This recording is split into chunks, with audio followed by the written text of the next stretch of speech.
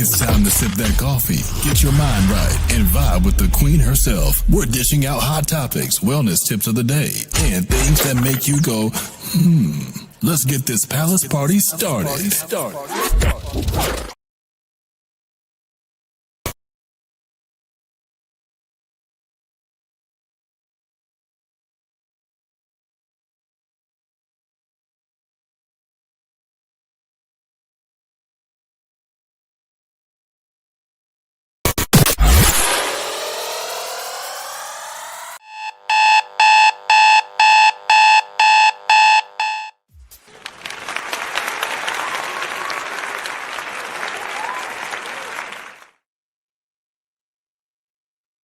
All right, all right. Welcome back, everybody. Just like that, it is Thursday morning, and we are back with part two of Joe McCann. Joe McCann goes off on this explosive social media rant, attacking Ashlee Janae's character, her background, exposing medical HIPAA private information, her mental state of mind, whether it's true or not, right? Because we don't know this. This man is saying so much. I'm really uncomfortable. It just does not align. It does not align with a man who is mourning, a man that truly loved this young lady. He's attacking her family, her friends. And when I tell you this man has released the Kraken, oh, a word was not said. This man is, in my opinion, now I could be wrong.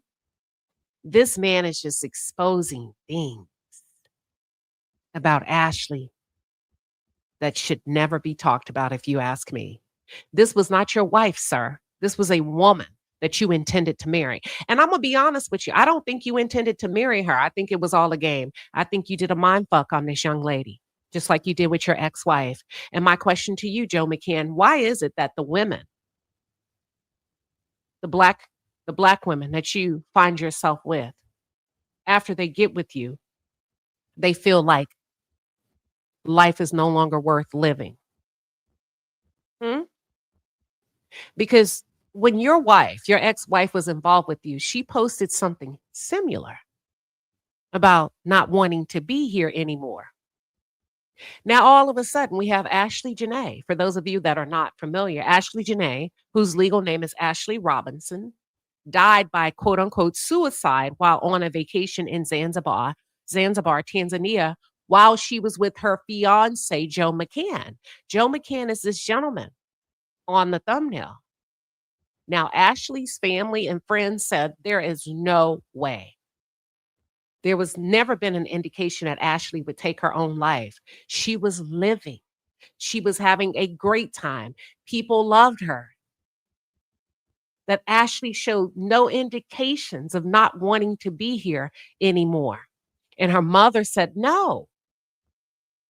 So Ashlee is a content creator who died at the tender age of 31 on April 9th. And her family confirmed that she passed away a few months ago, right? I think it was June, just a few months ago. But Ashlee traveled on vacation for her birthday with her fiance, Joe McCann. Multiple reports confirmed that she died that she was pronounced dead on April 9th while in Africa. There was a lot of backlash over here in the United States because we said, we're not going to allow you to push this under the rug. There has to be more to this. Now, according to initial reports, because we keep a good receipt over here, Joe McCann reported to the urgent care medical professionals that he found Ashlee hanging on the back of the door.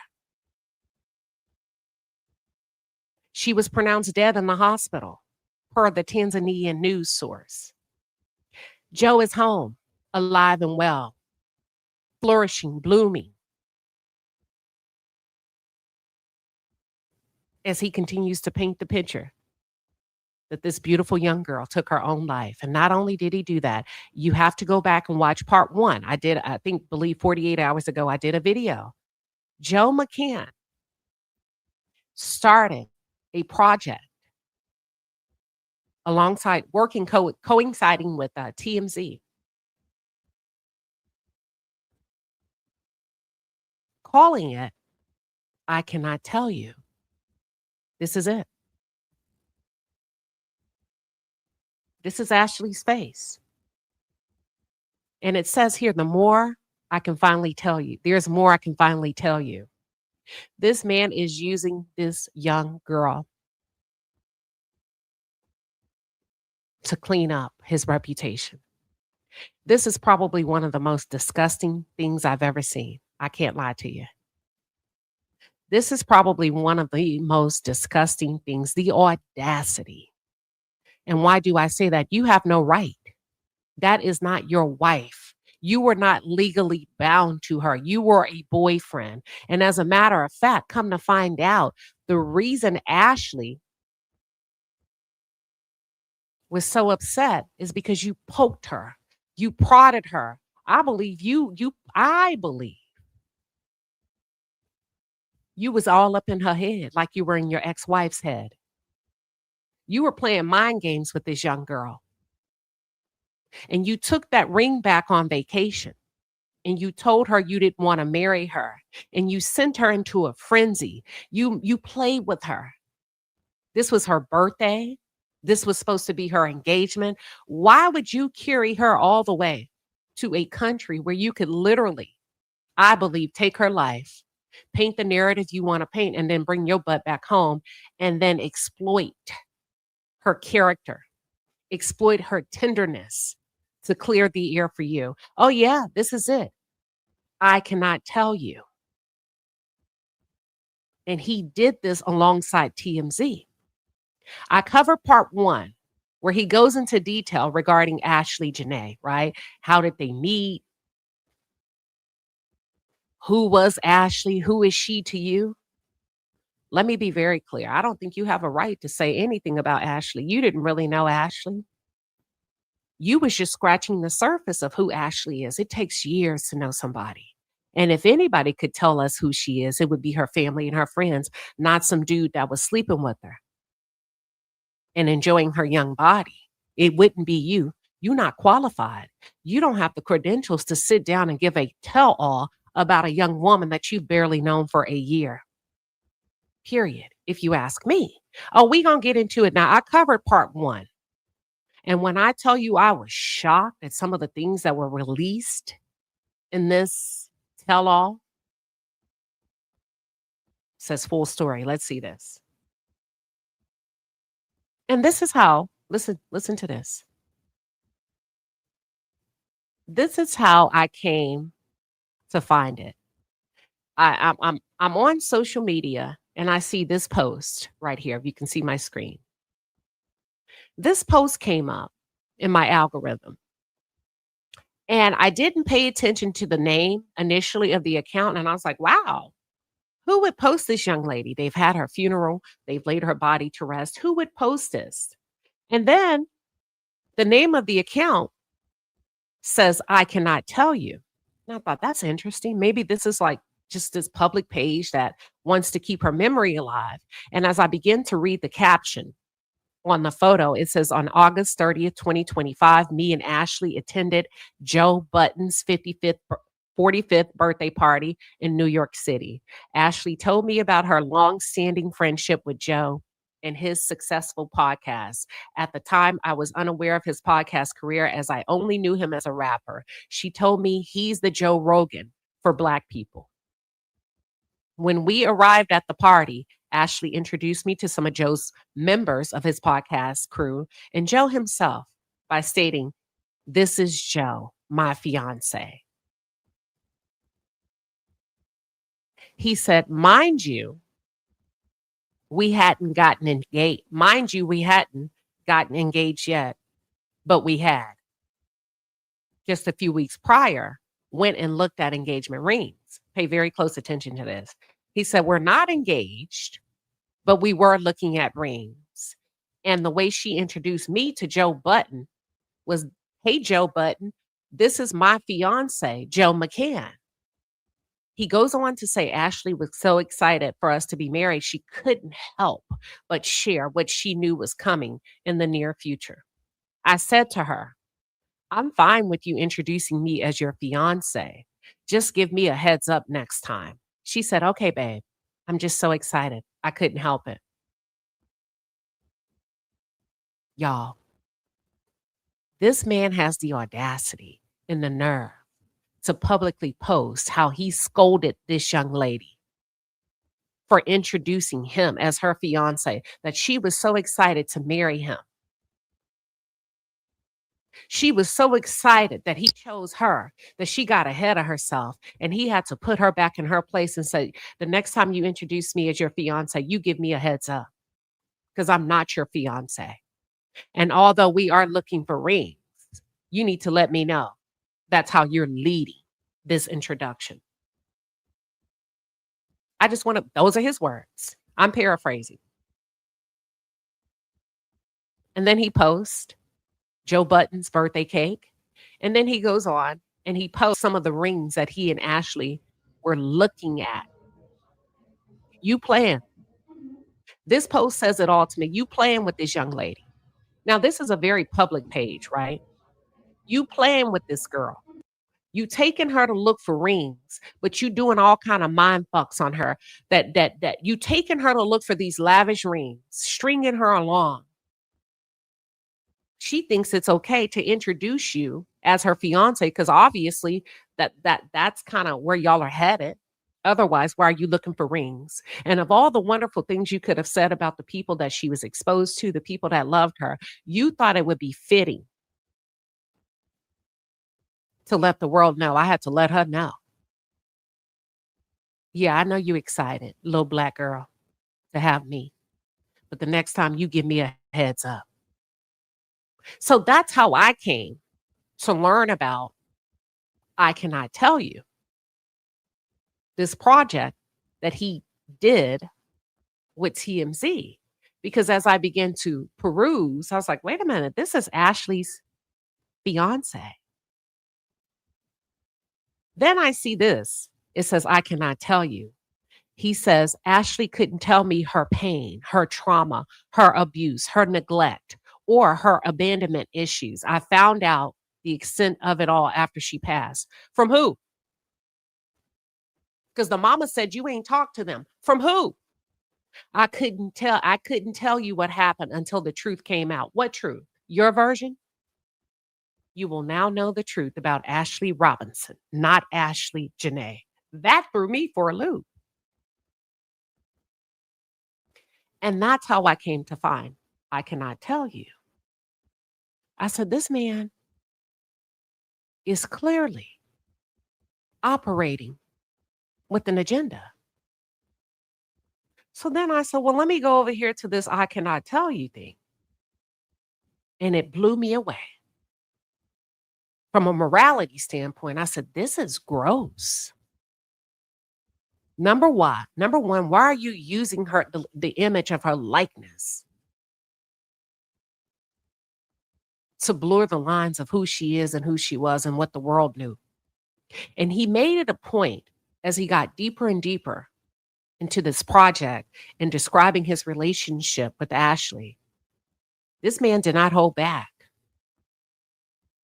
He made it very clear, strongly insinuated that this girl was batshit crazy.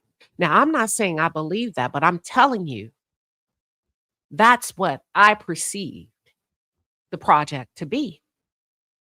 And I rolled out a video and I stopped because it became gross. I couldn't go on anymore after an hour. But we're going to start where I left off. We're going to pick up where I left off. Let's start here. At this point, TMZ, now keep this in mind. He's engaged to a young black woman, younger, beautiful black woman, and he goes to a white woman.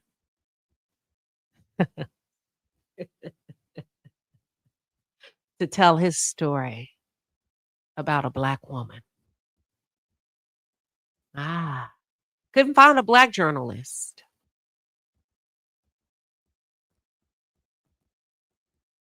He used his white card and went straight to TMZ and sat his narrow ass down in front of Charlie Neff. And Charlie asked him, so you proposed during her 31st birthday trip to Tanzania. What was that moment like? He said, actually, this is only true in a superficial sense. See, I proposed to Ashlee Janae on April 3rd, and I proposed to Ashley Robinson before we left for Africa. Listen, you see the sick games? This man said, I proposed to Ashlee Janae on April 3rd, and I proposed to Ashley Robinson before we left for Africa. You see how he's painting split personalities, but he's playing into it? Is this sick or what? Is this sick or what? And had the nerves to say it publicly. Let's continue. I can't make it up. I had to put it in front of you. And then he goes on to say, and that's the point. We had a private life. Ashlee Janae was the public persona, and Ashley Robinson was the private person. And if that's true, sir, how do we get here today? With I cannot tell you. How do we get here today? If the goal is that you knew Ashley Robinson and we didn't, and Ashley Robinson was private, why in the hell are you talking? How in the hell did you think this would be okay? Did you receive her family's permission to use her likeness?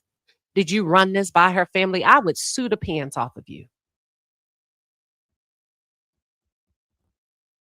Because if this young lady was indeed a private person, what makes you think that any of this would be okay to run your mouth about what is and what isn't true? And at this point, I don't believe nothing you say. He goes on March 27, 2026, Ashlee, that's Ashley Robinson. Ashlee, Lee, is the public persona, so pay very close attention. Ashley and I attended an NBA game, the Dallas Mavericks versus the Portland Trailblazers. After the game, we went out to eat and then to a bar owned by one of our friends where it was a Drake night. That means the theme of the music would be all about Drake, okay? On the way home, according to him, Ashley was being her typical self. She was blasting the music, according to him, the Deftones at full volume in my car. Now he's making it seem like, okay, the music was so loud that it entered a realm of the Deftones, Deftones. He said, so I turned down the music and asked her, do you want to try the ring on? Follow this story. Ashley knew I had bought a ring, but didn't know when I was going to propose to her. Her initial response was no. But within seconds, with a giant grin on her face, she said, okay, yes, I do. Right here. Now, does that make sense to any of you that's tuned in, man or woman, black, yellow, brown? You're coming home. You're saying this girl is blasting this music so loud. You have to turn it down. And you says to her, a woman that you love, and a woman that clearly loves you, according to you, would you like to try on the ring? And she said, no. It don't make no sense. You know why? Because that tells me if she had the volume up, full blast, y'all were in a freaking fight.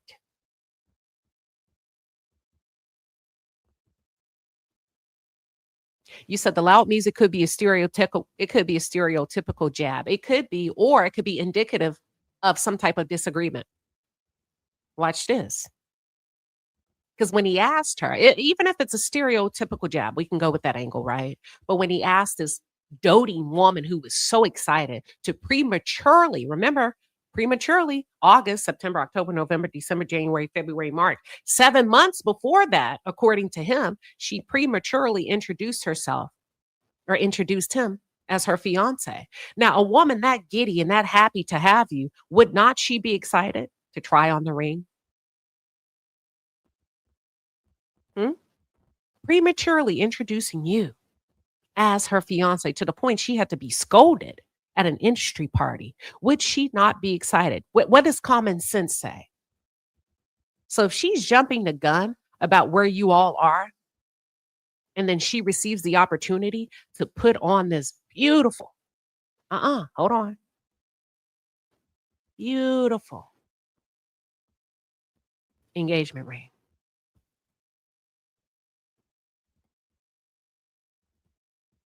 She says no.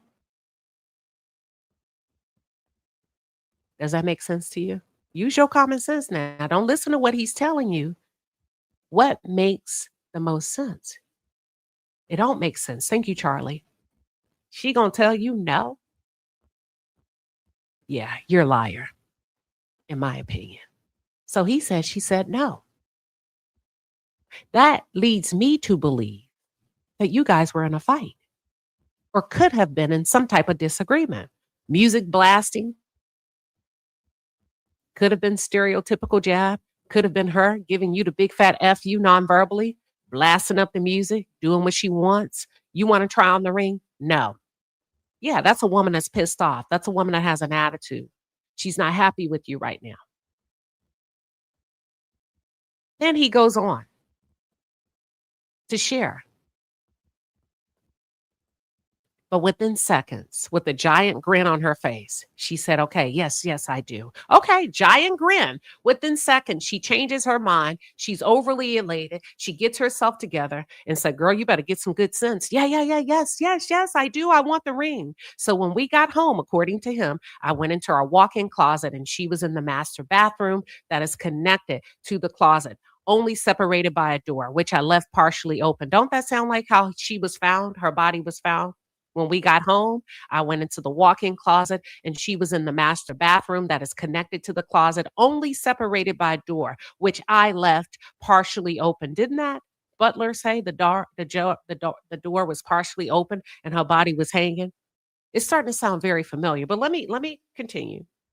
She was taking off her makeup and just chatting away about our night. And then she opened the door and I was holding the ring. She immediately burst into tears and kept saying over and over again, it's perfect. It's perfect. I was able to catch a few pictures of this candid moment between us because it was for us and only us. Oh, that sounds very possessive. For us and only us. Here you are.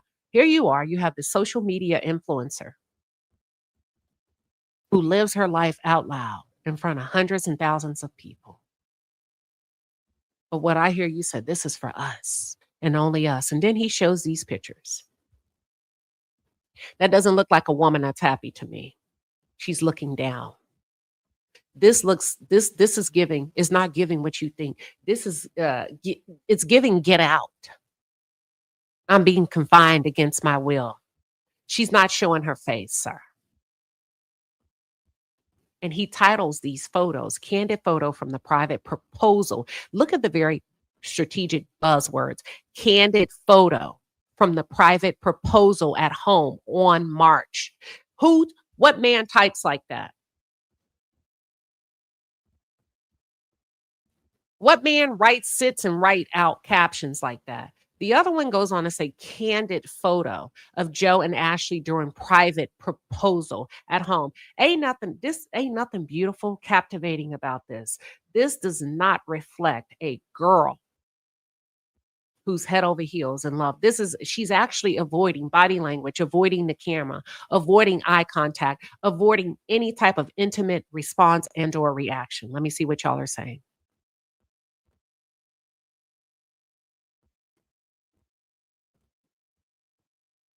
Let's continue. Oh, it's going to get real interesting. Watch this. The next day, Ashlee, listen very carefully. Watch how he's laying out the alibi. The alibi. Joe, if I didn't know any better,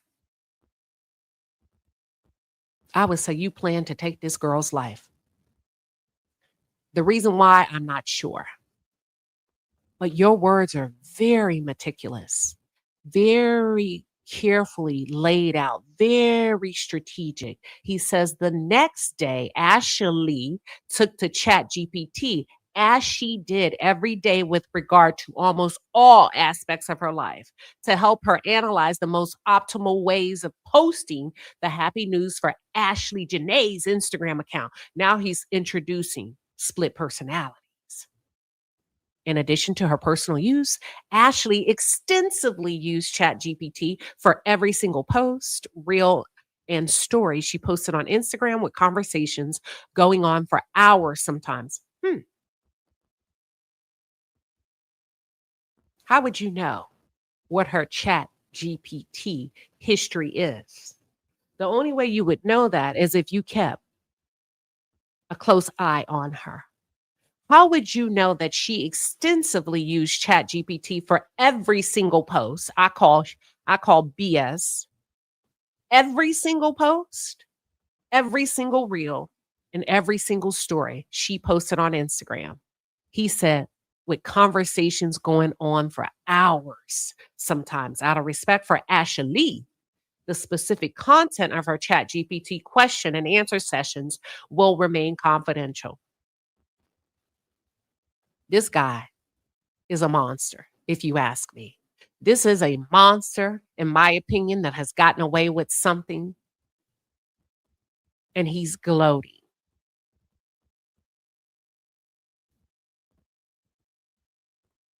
And he's painting a picture that this girl lived her life on chat GPT for hours. Listen to this. And this is where I call BS. This is where I call BS. Hold on. Watch this. I want to point out a few inconsistencies. When they asked him initially, for the people who only know your story through headlines, tell me about Ashlee. Who was she to you? Here, he says, in the weeks and days leading up to her passing, Ashlee began to open up to me in explicit detail about her past, namely her traumatic childhood, as well as some of the abusive and dysfunctional relationships that she's had with prior boyfriends. But here, what he said here was completely different.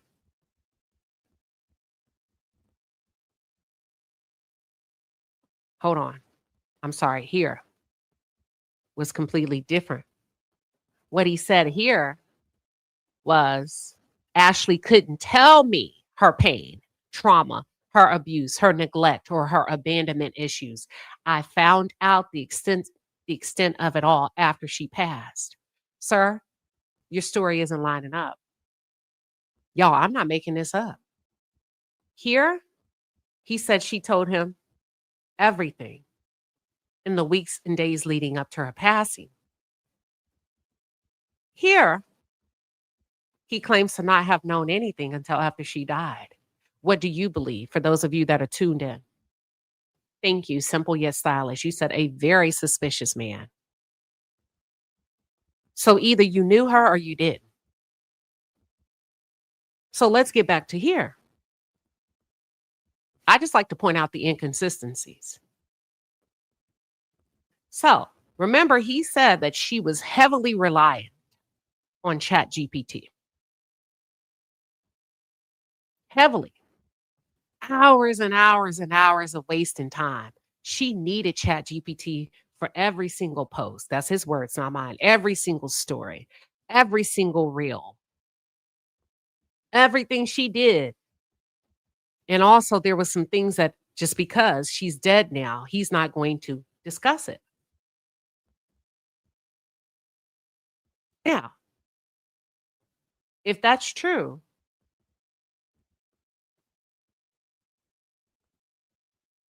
I want to point out one other thing that he said about her.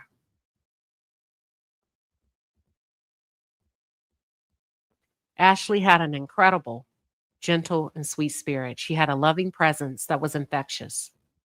All of my friends and family who ever met her all felt it.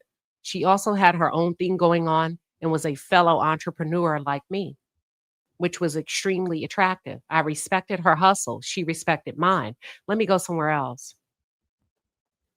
I want to point out some things that just don't sound right to me. On the date, he's talking about their first date. We shared so many interests that we both considered rare. So much so that I actually captured them in an Apple Note because it was simply uncanny. You a lie. I don't believe you. What man that's damn near 50 years old at that point that was dating a 20-something-year-old is keeping Apple Notes on her in your commonalities because you're so smitten? I don't believe a word you're saying.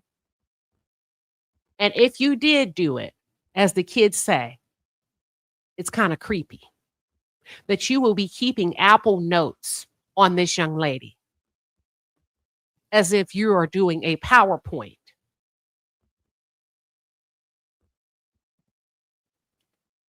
Let's continue.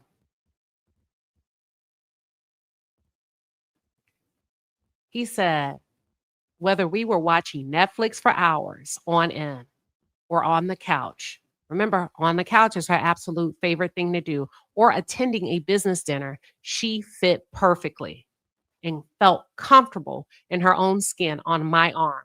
And she wasn't afraid to act silly with me in public either. I wanted to talk about something else he said. I think it's up here. Let me see if I can find it.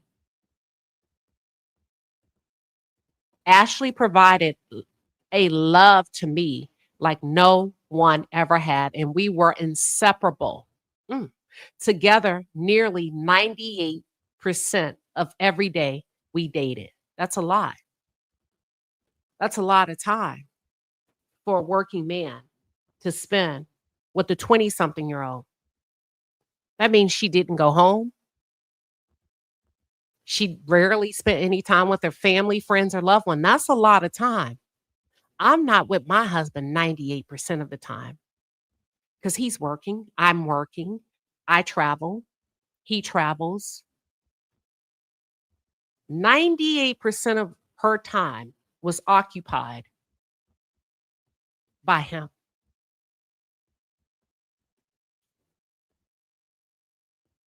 Okay. She was perfect, almost too perfect. What you mean almost too perfect?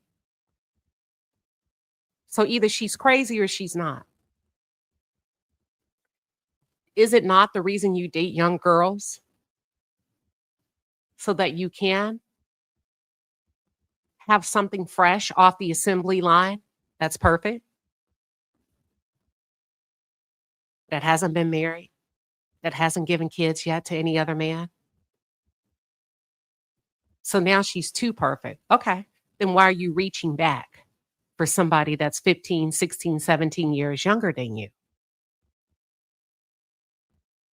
Watch this. I want to show you something if I can find it. I probably can't find it. All right. So we get back to this proposal where he proposed to Ashlee Robinson in March. In April, he proposed to Ashlee Janae. Y'all, what man you know is going to play into a sick game like that? That if a woman has two distinct personas, he's going to appease to both of them. All right. Linda Gamble, I'm going to propose to you in March. And then let's just say Linda Gamble's nickname is Lily. And I'm going to propose to Lily in April. Lizzie Purple Peony said he's a psychopath.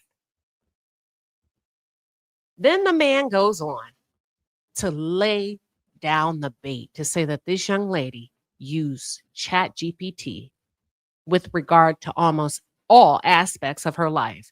And then he really turns on the heat for every single post, reel, story she's posted on Instagram with conversations going on for hours. Where is he going with this?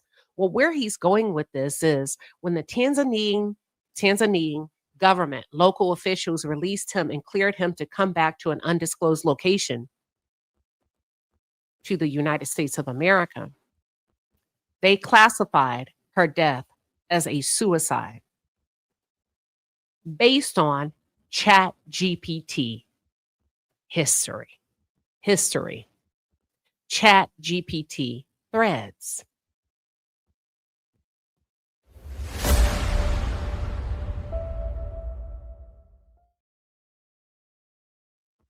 Now, why is that shocking? It's very shocking. If you have been following this case, and here's why. Because Ashlee Janae said that he was a hacker. She called him a hacker. Let me find it. Hold on. Give me 1 second.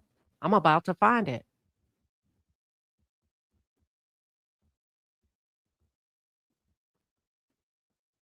That's what she called her boyfriend. She says, basically get you a boyfriend like the one I have when he can hack into a system. Let me see if I can find it. If it has not been deleted already. And if anybody has that, please feel free to send it to me. So I think it's extremely convenient that her death was classified as a suicide based on chat GPT threads that could have been started by anybody who's had access to her phone pre and post death. And we know that Ashlee did not have access to her phone post death. We know her family did not have access to her phone post death, but we know you did. We know you did. Now, I'm going to see if I can find. I'm looking right now, y'all. Oh, man. She was in Mexico. They were in Mexico. And she posted because he wanted to watch a game. And wherever they were, they did not have that media outlet available. And he hacked into the system and rerouted the signal so that he could get what he wanted.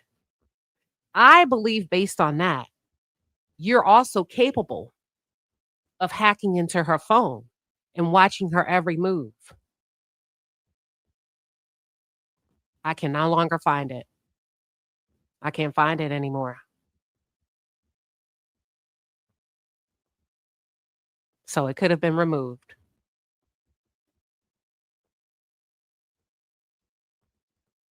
I think this man love bombed this young lady. And I think this man resented her for everything that she had. Her youth, her public persona, the way people loved her. And sir, I believe you isolated her for your own enjoyment until you no longer wanted to be a part of her. And I think you begin to psychologically torture her. This is my personal opinion.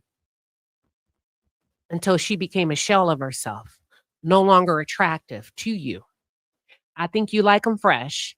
I think you like them young so that you can devour them. I think you get off on it. And that's very obvious to me regarding your recent social media activity, which we are now all witnessing in real time. Oh, we ain't even got started yet, y'all. He better be glad I cannot find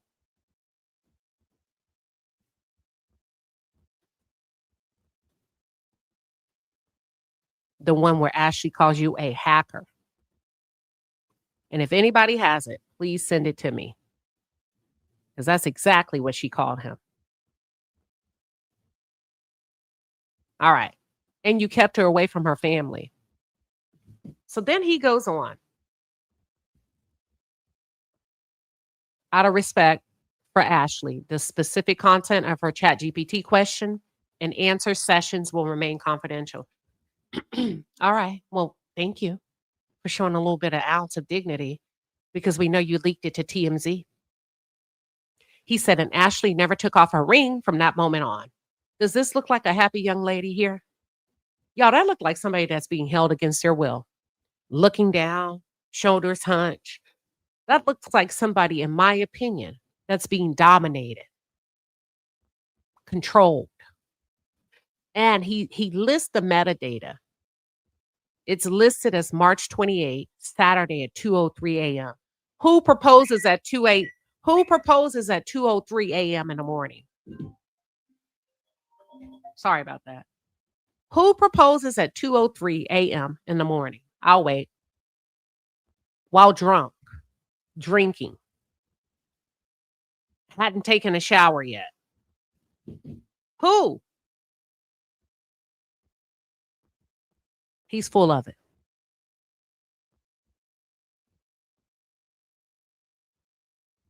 He's full of it.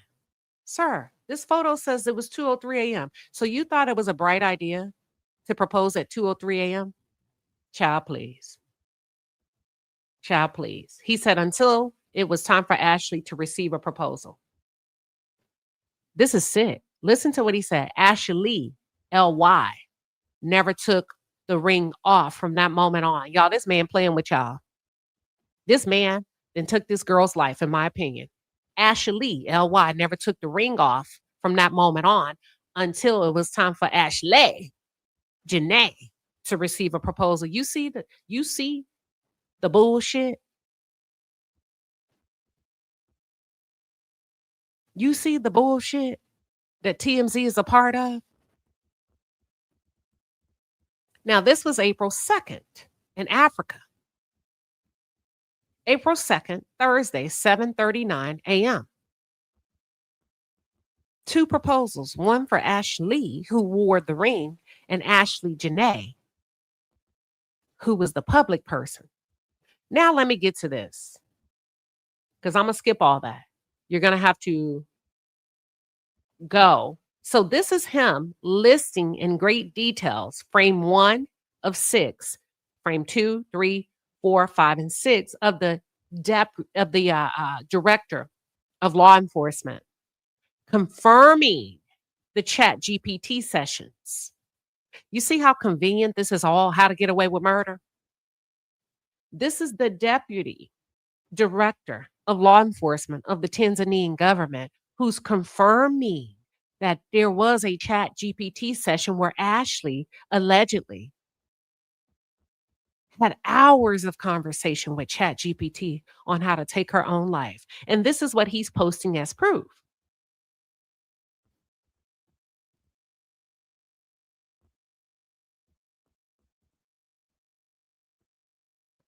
Don't that sound like a setup? Oh, perfect. Then there's a message. I'm gonna come back to that. So then he goes, I don't even want to. So they ask him what happened on that day. What happened, Joe? Tell us what happened in that room. How did you come to find Ashlee? He says, well, in order for me to tell you what happened, we got to go back to March 13th. He's claiming that their first day of snowboarding, she hit her head really hard on a rock and she sustained a concussion, even though she was wearing a helmet. And she refused to go to the doctor. And for days, she's complained of being dizzy. She had brain fog. She couldn't remember things. She said moments prior. You see the setup?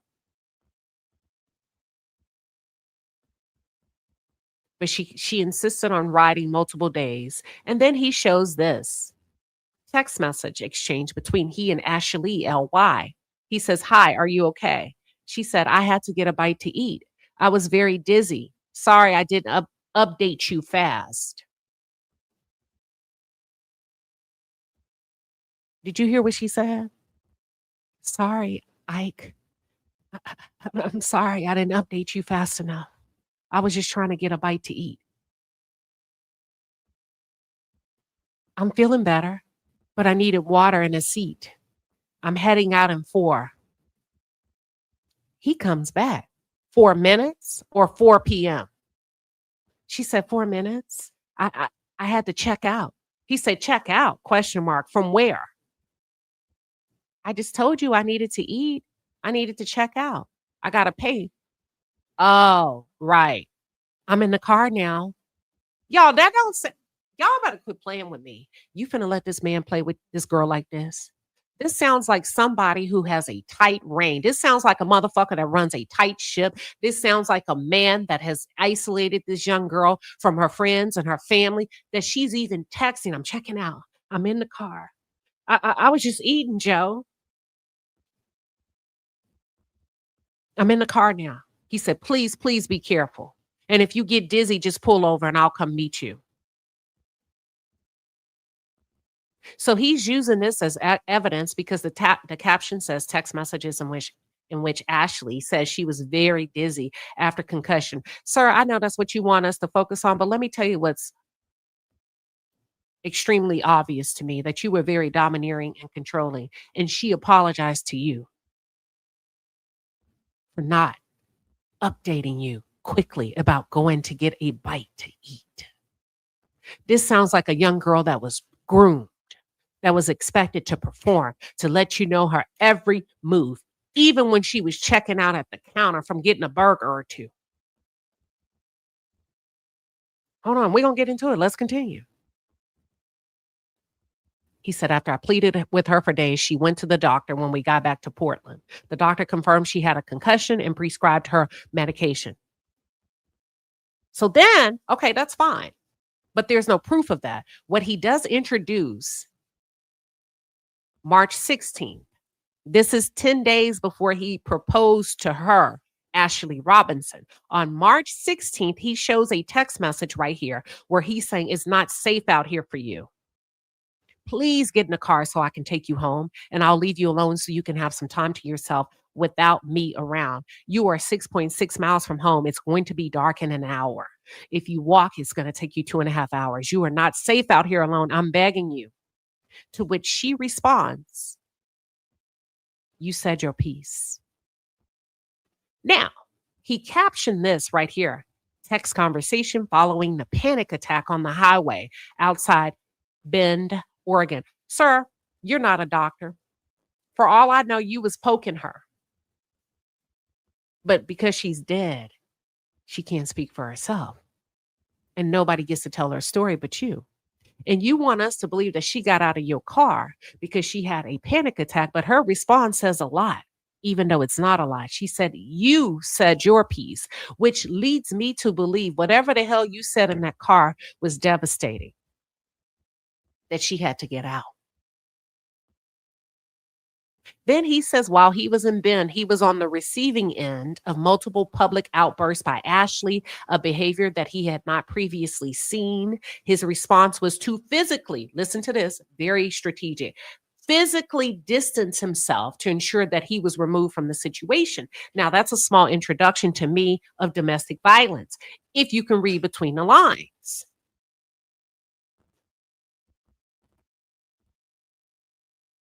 And it's being alleged that you put your hands on her in Tanzania. But the way he's telling his story, which is his story, he's laying the groundwork that she may have been physically violent with him. And oh, no, sir, not me. I physically distanced myself to ensure I was removed from the situation. She is the situation. At one point, Ashlee tried opening the door of my car at a high rate of speed on a rural highway on the way back from the mountain. What were you saying to her? What were you doing to her? Why would she attempt to open the car at a high rate of speed? If it's true, how did she get there? What was happening inside of that car? He said, I pulled over when it was safe to do so as she was having a panic attack. Another behavior I had never seen before. She got out and then began walking back to the house on foot. I pleaded with her to get back in as it wasn't safe for her. She walked a mile and then she got in an Uber. How do you know that? How do you know that? What type of tracking? What type of system? What type of communication? If she has her phone and she called an Uber and you went and headed home, how did you know the moment she got in an Uber? How did you even know she walked a mile? How were you able to measure the exact distance to give us a mile? I'm just asking. When I knew she was home safe, how did you know that? Did you check the cameras? Did you get a doorbell, a ring alert? I arrived back at the house. So he waited for her to come home. When I knew she was home, then I went back there. And she was standing barefoot in the driveway. He showed her, y'all. This girl got on pajamas and a bra. Now, he says she threw all of this out in the driveway. But don't just focus on this. You got to be listening to what he said before then. Ashlee tried opening the door of the car at a high speed on a rural highway on the way back from the mountain. So you took her to a mountain in pajamas? See, you can fool some of the people some of the time, but you can't fool all the people all the time. See, other people may listen to that. TMZ may not be smart enough to ask the hard questions. I would say, well, why would you take her to a mountain? Just wearing a bra and pajama pants. You said it sounds like a fight, and it is. But the point is, where were you taking her in pajamas and a bra with no shoes on? Hold on. This is how you know he's lying. Because then you go back up and he said, this is at 5:33. It's not safe out here for you. Get in the car so I can take you home. I'll leave you alone so you can have some time to yourself without me. You're 6.6 miles from home. It's going to be dark in an hour. So this is evening. What is this? Here she has on pajamas. This doesn't align with this text. That's all. Y'all can do the research. This is the mountain, right? Then he goes on, y'all. He said, then the girl went out and she walked in traffic, threatening to take her own life. But earlier you said you didn't know what her thoughts were until after she died. That you didn't know. But here you're saying she stood in the middle of the road, hoping that a car would run her over. Let's look at this. Look at this. JS Electric and Heating said, I'm smoking a blunt and I'm enjoying this. Listen, thank you for tuning in. Thank you for tuning in. So he got her in the middle of the road. Y'all said, I'm about to roll up. This man showing a picture of this girl in the mountains in pajamas and a bra, saying she went and stood so that a car could hit her. But before that, he got her here. Where in the hell were you trying to take her, though, in the mountains? Why did you have her in the mountains? And then he said, Ashlee texted me to tell me our relationship was over. Here's the text message. But it's him in the blue. It says, you gave up on us this past week. I felt something amiss. And then you finally told me that your sadness was associated with your feelings of not being able to have a child. Oh, now he's saying, oh, her whole life fell apart because she couldn't give him a mulatto baby. He said, oh, then it all made sense. I gave you grace. And then you came right back at me. I asked you to calm down and you refused. Previously, you threw a snowboard helmet at my face and your behavior was concerning me. So I decided to leave the situation.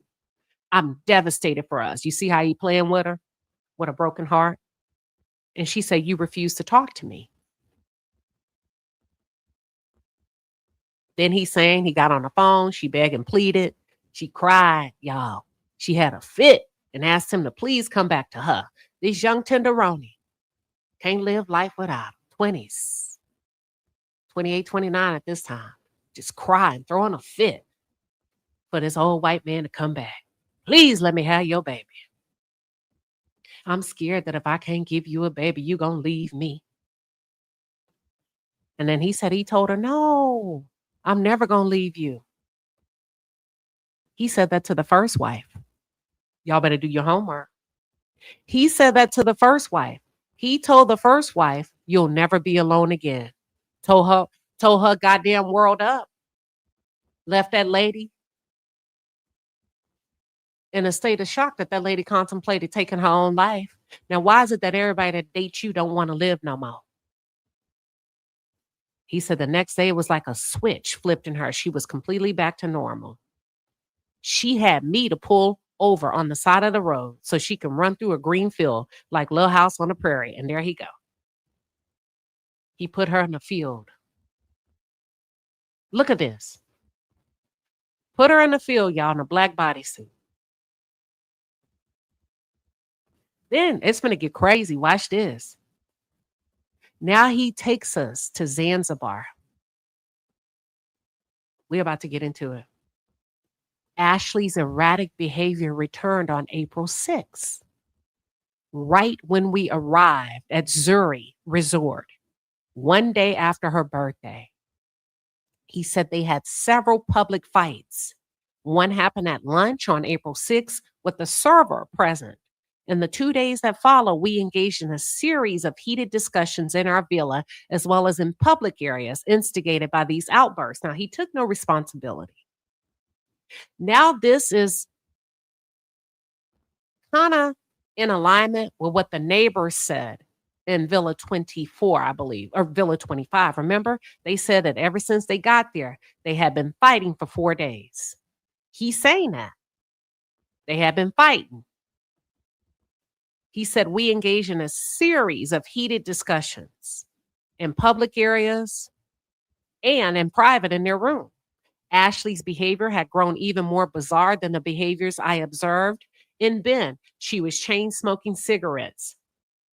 And then he made sure to say Ashlee Robinson didn't smoke, but Ashlee Janae did. Y'all, this man, listen, I'm not making it up. She woke up and drank a whole bottle of white wine immediately in the morning. That's what he said.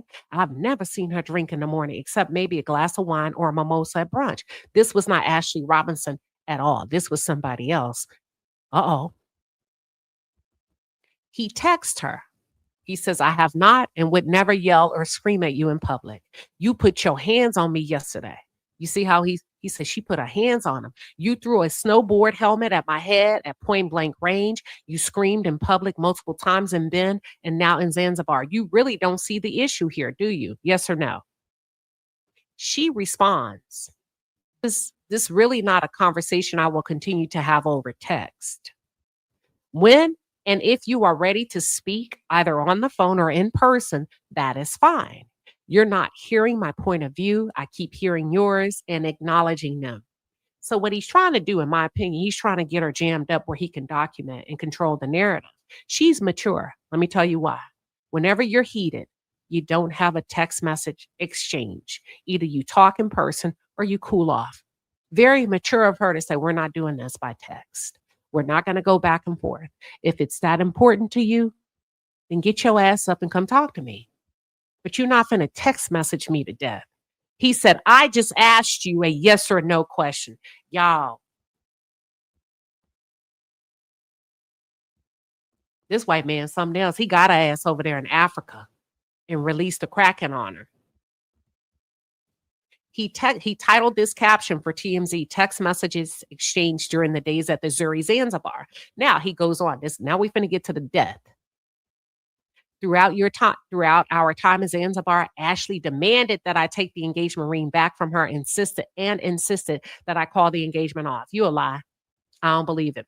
I declined every time and told her I wanted her to be my wife. She took the ring off and placed it in the safe in the villa.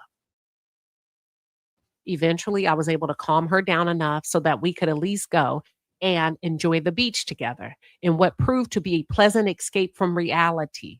Now, he got her in Africa. He has her on the resort. They decide to go to the beach.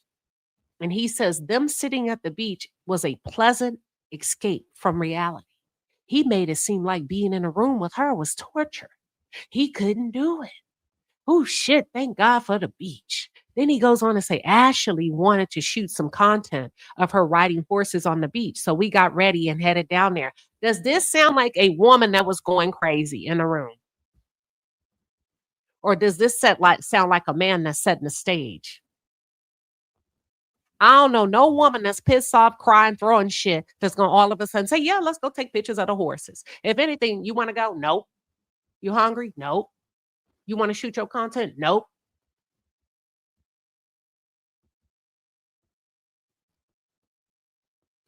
Now, all of a sudden, she want to go do content of her riding horses. So they got ready. They went down there. When they got to the beach, she forgot her ring. And she wanted it in her photos. Now, he just said that she called off the engagement. She was so pissed off that she called off the engagement, put the ring in the safe. He lying. He just got caught in a lie because here he said, oh, shit. She remembered, oh, let me go get my ring. I left my ring in the room. This man is lying. She went back to the villa, but forgot the code to the safe. That doesn't sound like a woman that just called off an engagement. That sounds like a woman that when she goes to sleep, when they're out, she's putting her ring up. She came back frustrated, but I told her I'd go get it and not to worry. When I arrived in the room, I sent her a picture of the safe showing the time delay remaining so she'd have a sense of when I'd return and to calm down. Now he's lying. Do y'all see the lie here? When she forgot the ring, she wanted it when they got to the beach, she forgot the ring. And she wanted her ring. She went back to the villa and typed in that code to the safe, and that motherfucker had changed it. Let me tell you why I say that. She didn't forget because she typed in the code. You went behind her back and changed it. That's why she came back frustrated. And that's why instead of you giving her the code, you didn't want her to have the code. You said, I'll go get it. So now she's worked up because she realized, wait a minute, I'm getting played. This man ain't changed the damn code behind my back. That man ain't got no intention of marrying me. He playing with me. This man ain't changed the damn code so I won't have access to my engagement ring, and only he can determine when I get access to it. I done typed in the code 4 times. They talking about error. And now instead of giving me the code, he talking about I'll go get it. So he gets to the room and sends her this. He said you need to sign a paper at the front desk. Just come back when you're ready because you entered the wrong code 5 times. The safe locks for up to 10 minutes. There's still some time left. I have to wait. He changed the code on her. He's making her look crazy. She put the right code in, but she locked up the safe because he changed the code. Playing with that girl. Driving her batshit crazy in Africa. She ain't got nobody. Just him and her. Let's get into it. Then so all of this is going on, right? Then he texts her, where are you? Now, what day was this? April 8th. Oh, I can't wait until we get into the thing. April 8th. She died April 9th. You see how that motherfucker set this up? Excuse my language. I'm sorry. You see how that man has set this up? Didn't that butler say he found her around that time? So then he says, where are you? At 6:28. He says, the following is one of the last photos of me and Ashlee together. She requested that a bystander take some photos of us, and in true Ashlee fashion, she was directing the production while displaying the ring.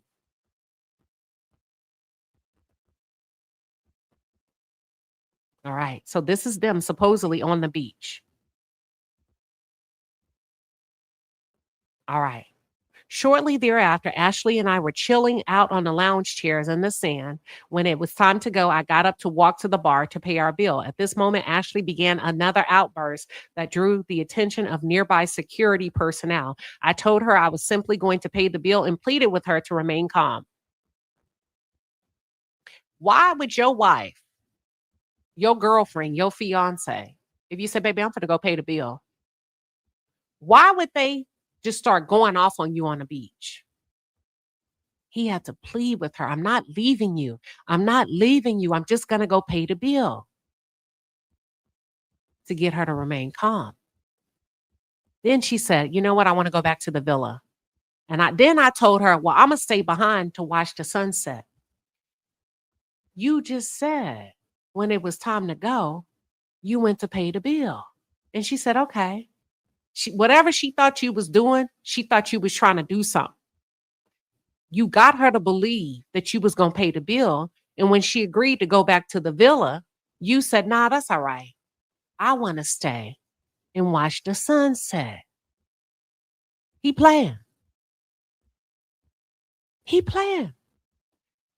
said, when Ashlee left, I decided to contact guest services through the WhatsApp to tell them, you got to get me from out of there with her. I need me a separate villa. This is what it says.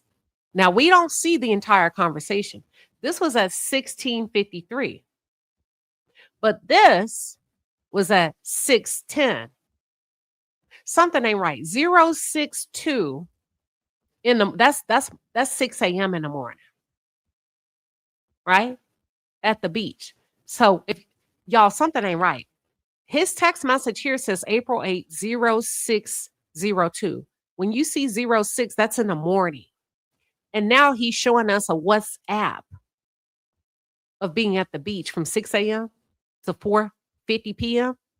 He says, somebody says, okay, we'll be there. Asante, thank you. And we have booked it for you already. Hello, do you have any villas or rooms for rent tonight until Friday?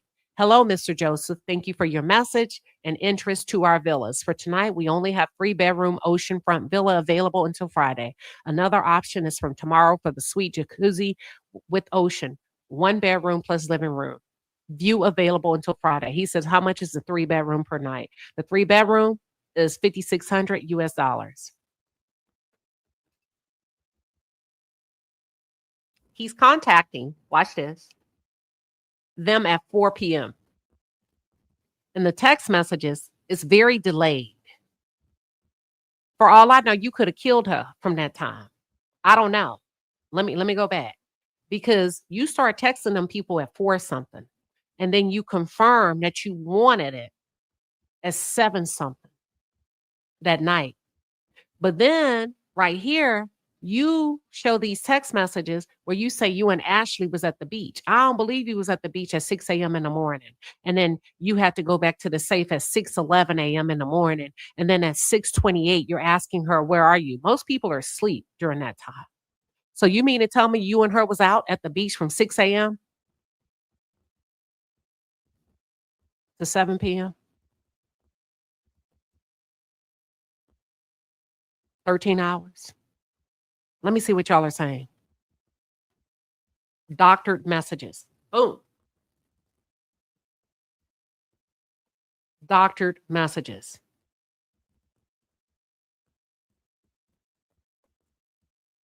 Okay, let's go. He said, I then walked back to the villa, and after taking a shower, Ashlee initiated another heated discussion. It was at this moment that I finally told her, okay, give me the ring back. This engagement is off. She reacted by yelling, smashing lamps and glassware in the room, and telling me, among other things, I hope you choke and die in here tonight. You a lie. She figured out something was going on with you because before you went back to the room, you had already orchestrated a separation. Do you see that? You orchestrated a separation. Then when you got to the room, his version is she got the throwing shit, she got the yelling, smashing lamps, breaking glass and everything. During this time, according to him, the people in villa number 24 contacted the front desk, letting them know that they were violently fighting in that room. And that's when 4 security guards showed up to villa number 25. He said all of a sudden, Ashlee became calm and explained to the security that there was no issue and that everything was fine, even going on to say to them, as the woman in this situation, I will let you know if there was something wrong. How come they didn't tell us that? They did not report that. They said that they were so concerned for her safety that they separated y'all. There has been no report in the news that she said, listen, as a woman in this situation, I would let you guys know if I was not okay. They said they were so concerned for her safety that they actually contacted the local police. He said at this point, the head of security asked if we needed some time or separate villas. I volunteered to get a separate villa and explained to them that I was already in touch with guest services over WhatsApp. Okay. My bag's already packed. I left to head to the reception desk, handed my key off for Villa 25 and received my key for Villa 65. Now, why would your bags already be packed if y'all are having a good day at the beach starting since 6 a.m. in the morning? Why would your bags already be packed on April 8th and she died?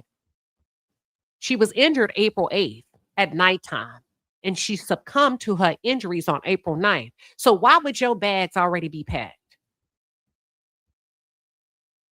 Once safely apart from Ashlee at the reception desk, Ashlee's mom, Yolanda, tried calling me and texted me that Ashlee wouldn't answer her phone calls and that Ashlee was texting terrible things. This is Ashlee's mom. He's showing her text. It said, did you take your things or is it still in her room? He's only showing us half of the text messages. He said, it's possible some of my stuff is there, but I have most of my things. Now, this is at 10 a.m. in the morning. Listen, y'all, something ain't right. This is at 10 a.m. in the morning, April 8th. The beach text, watch this, is at 6 a.m. Something ain't right. So if you 6 a.m., April 8th. Then the mama started texting you at 10 a.m., 4 hours later, that Ashlee ain't answering her phone. Ashlee was dead. Ashlee was dead that morning.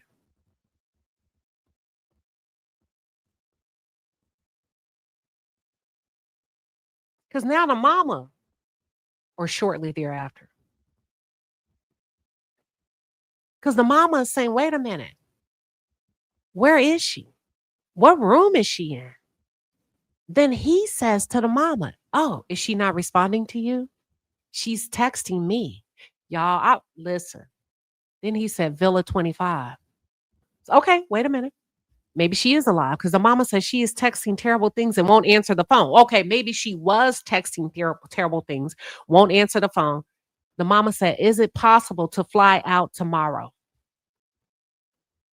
He said, I then headed down with Zuri staff to my villa, my new villa. So you did all this in a room with Ashlee and then left? Then I started to receive incredibly disturbing texts from Ashlee stating her clear intent to take her life. I tried calling her multiple times, but she wouldn't pick up. I begged and pleaded with her, but to no avail. So the mama's texting you at 10:21. And then he shows a text that he got from 10:17 from Ashlee. Watch this. She said, no need for flight info. Take care of your kids. I wish you the best in your life. 10:18, 10:17, 10:18. Then at 10:20, she said, I wasn't enough. I tried my best. Goodbye forever. Remember me as someone who cared. 10:20. Don't let anyone I didn't like carry my casket. No attempt this time. Goodbye, Joe. And he put a question mark.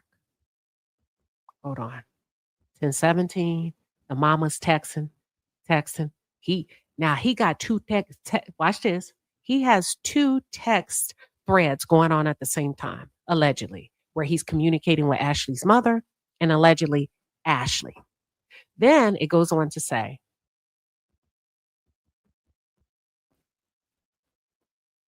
"10:30." Now, supposedly at 10:30, she says, I'm going to put you out of your misery. 10:30, he said, please call me. Supposedly she responded, please leave me be. 10:30, I keep calling you. 10:30, she says, stop. Then 10:31, I'm begging you, please answer my calls. Please answer the phone. You're scaring me.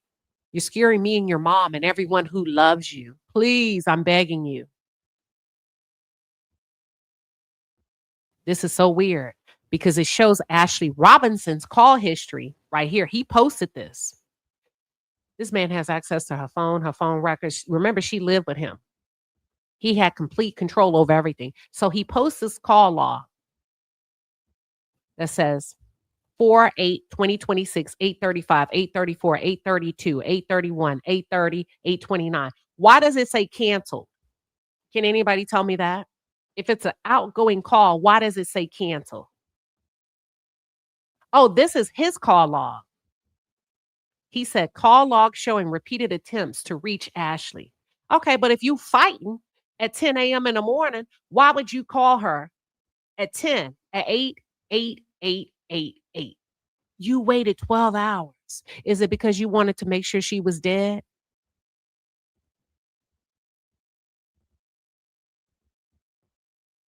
If you haven't heard from her since 10 a.m. that morning, why would you decide to call her at 8 p.m. that night? Hmm?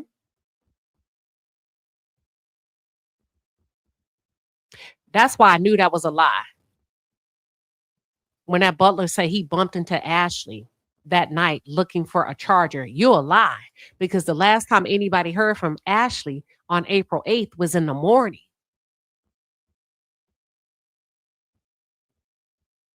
And then you show a call log that shows you attempting to call her. Why would it say cancel? Watch this. I also called her villa directly 3 times by pressing the 1 plus the villa number. That's too detailed. My grandma always say when it's too detailed, it's because you're lying. She never answered. Her last communication to me was simply the word stop. Okay, let's go. When she said stop, that was 10:30 a.m. You mean to tell me Almost 12 hours later, you didn't think? You waited 12 hours to make sure she was dead, good and dead, huh?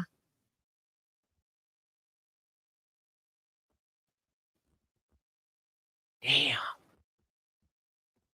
Y'all,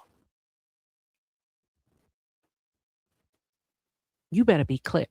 You better be careful of who you trust. She could have been in the room with food poisoning. He didn't give a damn. 10 a.m. to 8 p.m. He never thought to send somebody to check on her. It wasn't until 10 to 12 hours later, he said, child, let me call that room.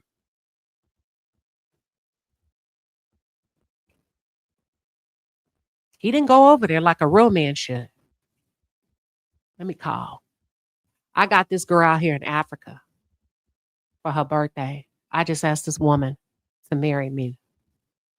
She ain't worth a golf cart ride from Villa 65 to Villa 25. She ain't worth a 10-minute walk in a span of 12 hours. Y'all better be safe out there. Authorities said, so TMZ says, authorities said when you were at the Zanzibar hotel, there was some kind of disagreement and you two ended up in different rooms. Can you clarify what happened? He says, my answer to the previous question sets the record on what really happened. Okay, so it was violent. Y'all were arguing violently, but he makes her the aggressor. He paints her as the aggressor. TMZ says at that time, there was a great deal of speculation about what happened. Her parents told me that they felt Ashlee's death was suspicious and she didn't have mental health problems. What do you think about those comments? While as a parent myself, I empathize with her parents in the deepest possible way. I find these comments utterly confusing. The devastating reality was that Ashlee, who was truly a wonderful but tortured soul. Listen, that's a man that's sleeping with her.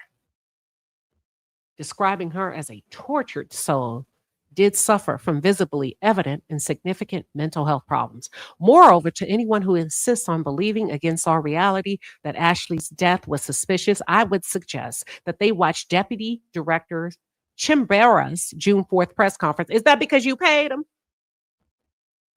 So you're going to redirect us to the source? Okay. In which he left zero doubt that Ashlee's death was tragically by suicide. Oh, y'all, that's cold-hearted, ain't it? Ain't that cold-hearted?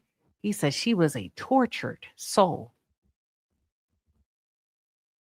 Now, keep in mind, as tortured as she was, he was still sleeping with her. And then he lists frame 15, 14, 16, 17 frames from the deputy director, whom many people feel were paid off. Money was exchanged, allegedly. Many people feel like that. The public feel like you paid your way to leave that country. TMZ said the family insinuated you had something to do with her death. What do you have to say? He said any insinuation that I had anything to do with Ashlee's death is categorically false, defamatory, and malicious. Given the speculation that surrounded this case, I want to ask you directly, did you ever threaten, abuse, or have any intention of harming Ashlee? I would never harm any woman in any way, and that includes Ashlee. Absolutely not. Never. And in fact, her family knew this. How, sir? As demonstrated by a text message between Ashlee and her mom in 2025, when Ashlee accidentally lost my credit card. April 9th, a year before she died, 2025. Hey, what's going on? No luck at valet, and they helped me search the car. I got to rip the Band-Aid off. He's not mad at all. He was like, well, now you don't have a credit card till the new one gets here. LOL. Me panicking for nothing. Your girl is traumatized. You had that girl scared. She was so traumatized that losing your card would cause you a fit of rage. The mom says it's been a traumatic ride for me. Ashlee says, why were we traumatized? He's not a violent man or doesn't lash out or anything. Why would you be scared? Me, I was scared because it's my first card he's given me. Well, why would this lady be intuitively scared of you? He said, I did, however, tolerate Ashlee becoming physical with me on more than one occasion, including in Ben. She also confided with me that she had been in multiple abusive relationships with other men. TMZ said after Ashlee was discovered, she was still alive and was taken to the hospital where she died the next day. The family said during that time you were distant and they found that odd. Do you feel you were distant? He said, while they are entitled to their own feelings, the reality is I was entirely preoccupied with trying to save Ashlee. During this whole period, I did everything in my power to assist the doctors and nurses frantically working to keep Ashlee alive. I even created a shared Google Doc that I used to constantly update Ashlee's family with every bit of information as I was coordinating with multiple doctors, hotel staff, and even a Medi-Evac service provider. That's a transportation company out of Nairobi. Not just like an airlift or something like that. I know that they received this Google Doc that I had all the information in because they shared it with other members of their family and friends who requested access to it. Why would you send a family a Google document of their family member, their daughter, fighting for her life, as opposed to picking up the phone? Baby, when I tell you the game is cold, it's hard out here. This man sent them folks a Google document to update them.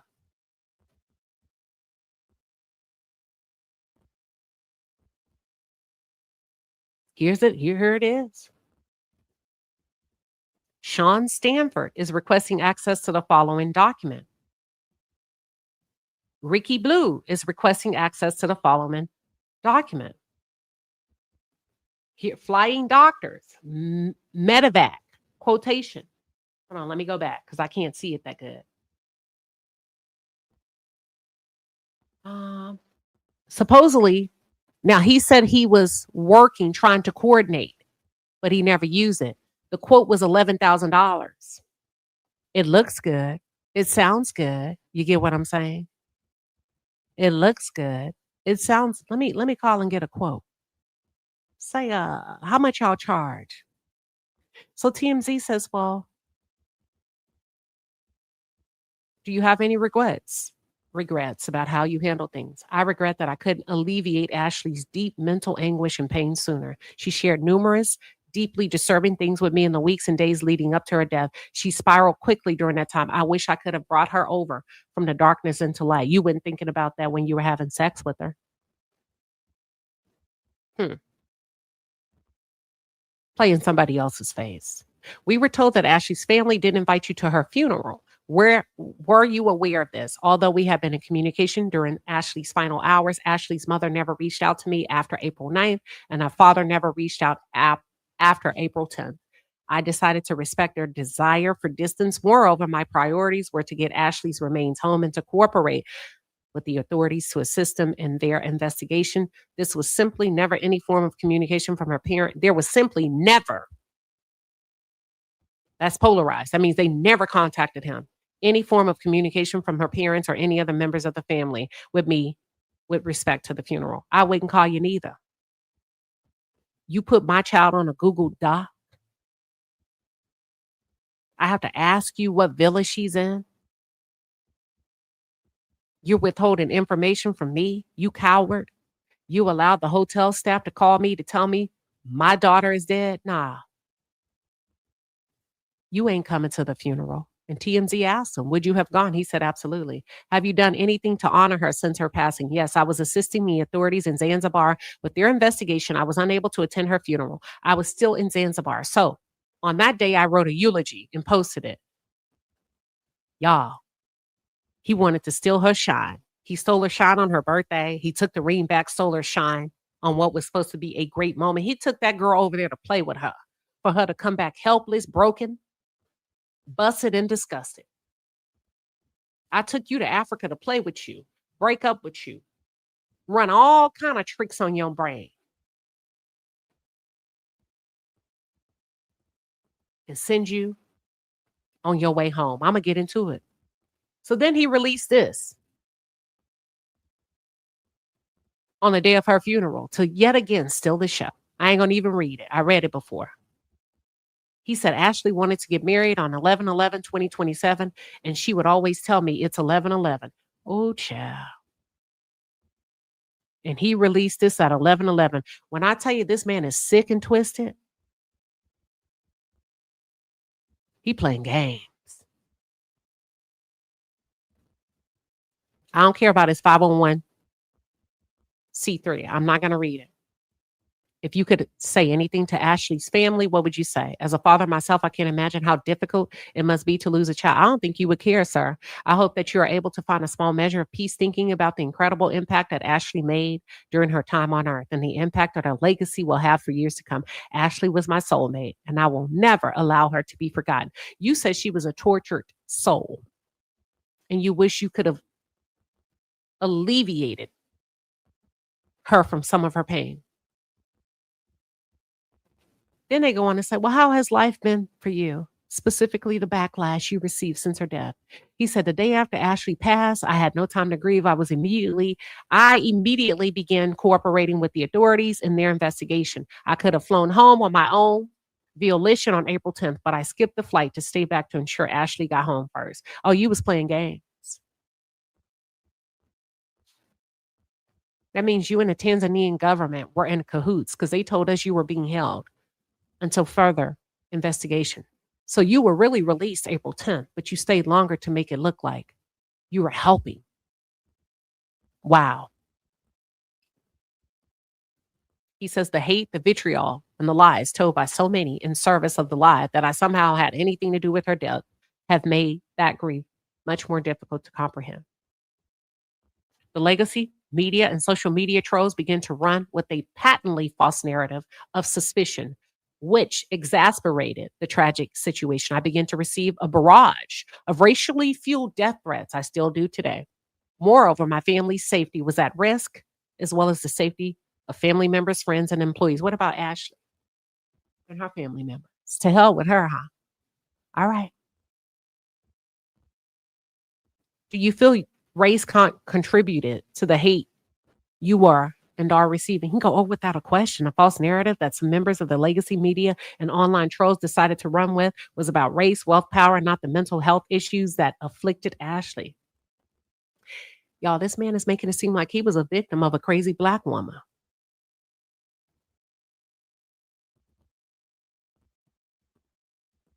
This is disgusting.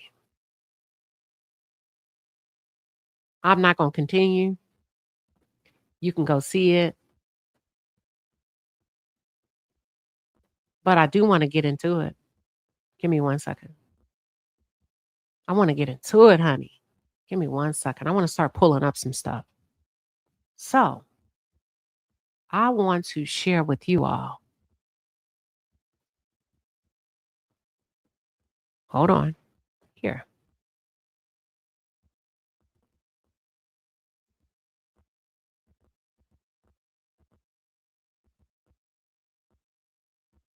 He starts talking about the ring. Oh, he's on a roll on his page. And he says, for weeks, the public narrative surrounding Ashlee's belongings was clear. They were reported missing. Major media outlets reported that the family did not know where her belongings were, whether they would be returned or if they were still being held by investigators. He says the narrative became accepted as fact.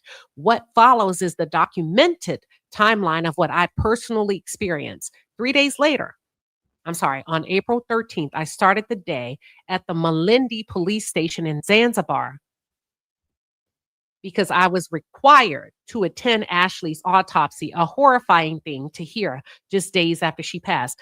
That's a lie, because you just told us that you were free to leave on April 10th. You stayed because you wanted to. Now that you're out of Africa, you can say whatever you want. They released you April 10th, according to what you told TMZ, but you wanted Ashlee's body, according to you, to come home first. He said, we eventually moved to the Lumumba government hospital where Ashlee was being held in a mortuary. After several hours, our belongings arrived. I was asked to identify my belongings. All of the bags were mine, but Ashlee used them when we traveled. I bought them and owned them. Why does it matter that Ashlee didn't have luggage and you had to lend her a suitcase. And yes, she used them, but all of them are mine. So technically, what he's trying to lay the foundation to say is because they are my bags, and even though her stuff may have been in it, it's my property. I was instructed to go through all of the bags. I was so traumatized when opening the bags and smelling Ashlee's perfume on her clothes, seeing her wigs, her hats, etc., that I collapsed to the ground. I could only get through the bags that contained my clothes, and I signed for them, my hand trembling the entire time. And when I started to see another intentionally false claim surface in the media, I began to determine what happened to the rest of the property. I contacted the U.S. Embassy and submitted documentation, photographs, purchase records, and a formal request so she can. So basically, he's saying he didn't know the ring was missing. Here it is. He posts TMZ as his receipts, and then he shares, allegedly, formal requests for recovery and return of personal property, which he reaches out to somebody over there in Tanzania. But he never specifically says ring. Attached is a formal letter signed by me and my attorney requesting property that I purchased and that Ashlee used when we traveled. So he wanted them bags, them suitcases. I'm submitting this request to identify whether the items were sent back to Ashlee's family. He didn't want her family to get the suitcases because to him, it's not Ashlee's suitcase. I bought them. I let her borrow my suitcases. So he want to know, did you send my suitcases with Ashlee's stuff to the funeral home, or did you send it to Ashlee's parents? He said, listen, I attached supporting documentation showing my credit card purchases. These items are very important to me and will help me with my grieving process. What was in them bags, sir?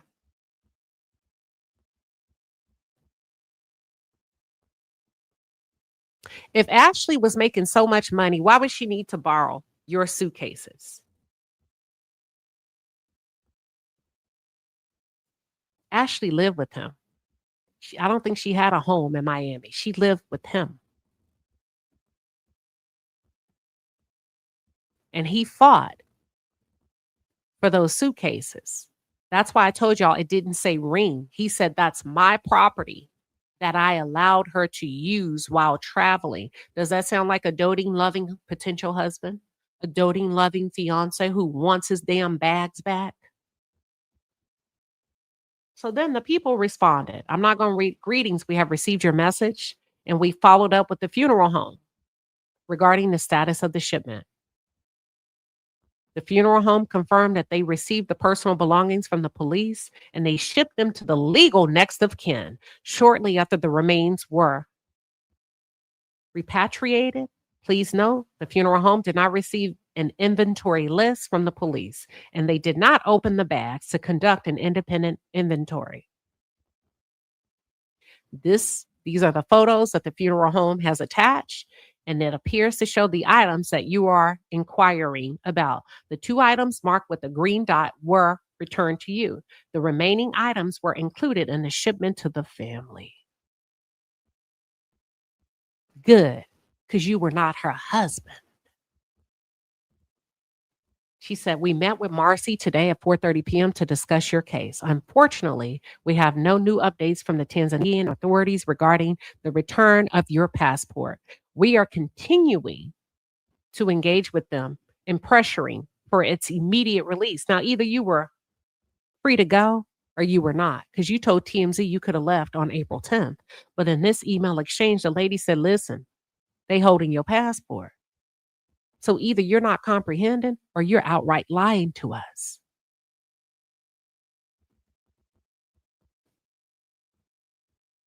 These are the bags. Now look, these are the bags. Now I don't know if I trust this picture. So there's a green dot here and a green dot there. But look at this person in the background. Do you see that? Do you see this person in the background in this blue? Yeah, because aren't these people dressed? You see back here in the background, right here? You see these two people that y'all always wondered about in the background, these two individuals? See, I kind of believe you lying because why are these people in the background dressed like the authorities in this photo that's standing in the background? I think you're taking two sets of pictures. I think this is from that safari. That's what I think. And you're trying to get us to believe that this is what the authorities released. Because this man right here is dressed the same way that this person was dressed in the background. Y'all get what I'm saying? At that other resort. You said that's a Maasai man. They're in Tanzanian resorts. So is that several resort?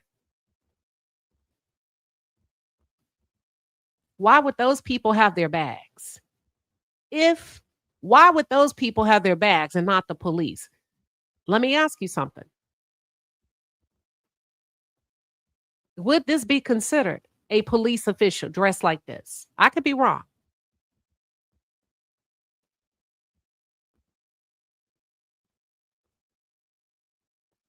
All right, let's continue. So this is what he's showing. He's saying he got the two bags with the green. And then this is him. The morning started at Malindi police station before I was supposed to attend her autopsy. If you're being detained, why do you get to use your phone? Why do you get to document what the police station looks like on the inside? What the mortuary looks like on the outside, where the autopsy was being conducted? And he said Ashlee was inside. And how come they have not used or substantiated her cause of death with medical findings as opposed to Chat GPT? We have not seen in an official, have y'all, autopsy report that will explain how she took her life.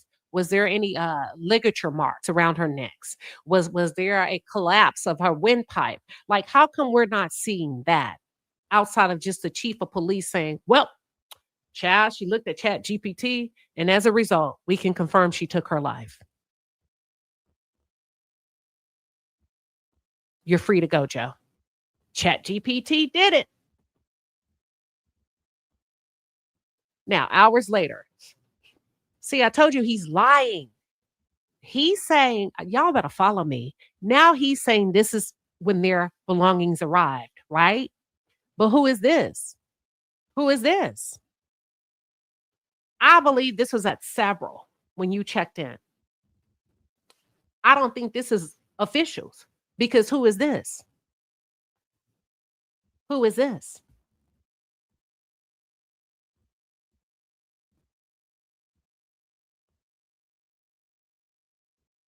This was April 13th.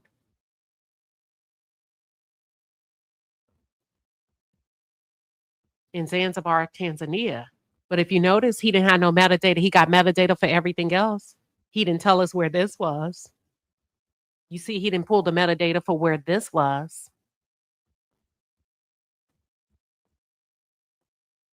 Thank you. You said that's not no police officer. Exactly. So I believe he's not being forthcoming. You say he can't even keep his lies together. Thank you, Sexy RN. She says taking a life and getting away with it allegedly is not as easy on the mind as he thought. He is being tormented. He should confess. I am Samantha L. But thank you. You said, hey, Queen, he was the one texting her mom from her phone. Oh, my God. He can play in faces, but not mine. She was already unalive when those messages were sent. Lord have mercy. Listen, girl, you might be right.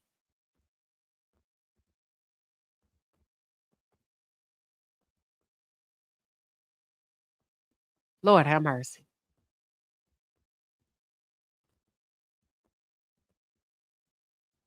Because why would she not tell her mom what room she was in? You show right.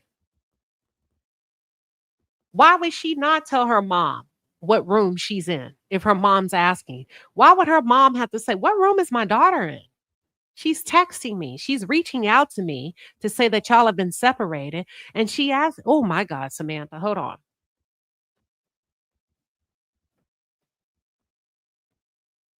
Oh my God, you show right.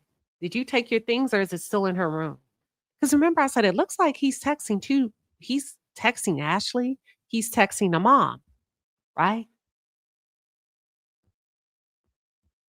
What room is she in? Why would the mom not know what room her daughter in? Why would the daughter refuse to tell mama, Mama, I'm in Villa 25? Why would the daughter not answer the phone? Saying terrible things and won't answer the phone. This is new to the mom. The mom's confused. This isn't like my daughter. My daughter's saying terrible things. She's texting Joe, what's going on? Then it takes me back to, hold on. Takes me back to the mother's initial statement. Well, what would be the mother's initial statement? This right here.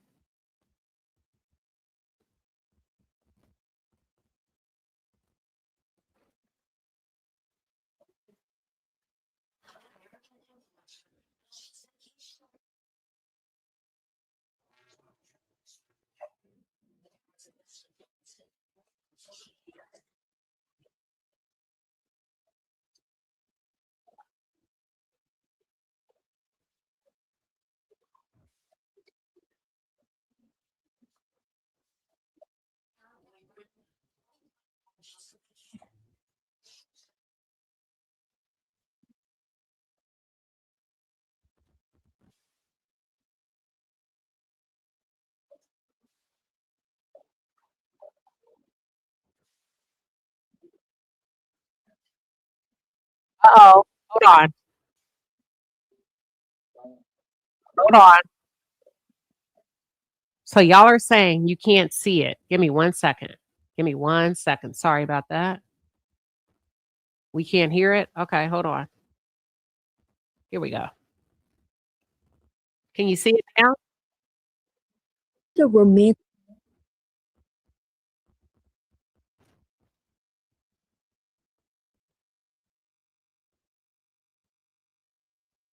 Hold on.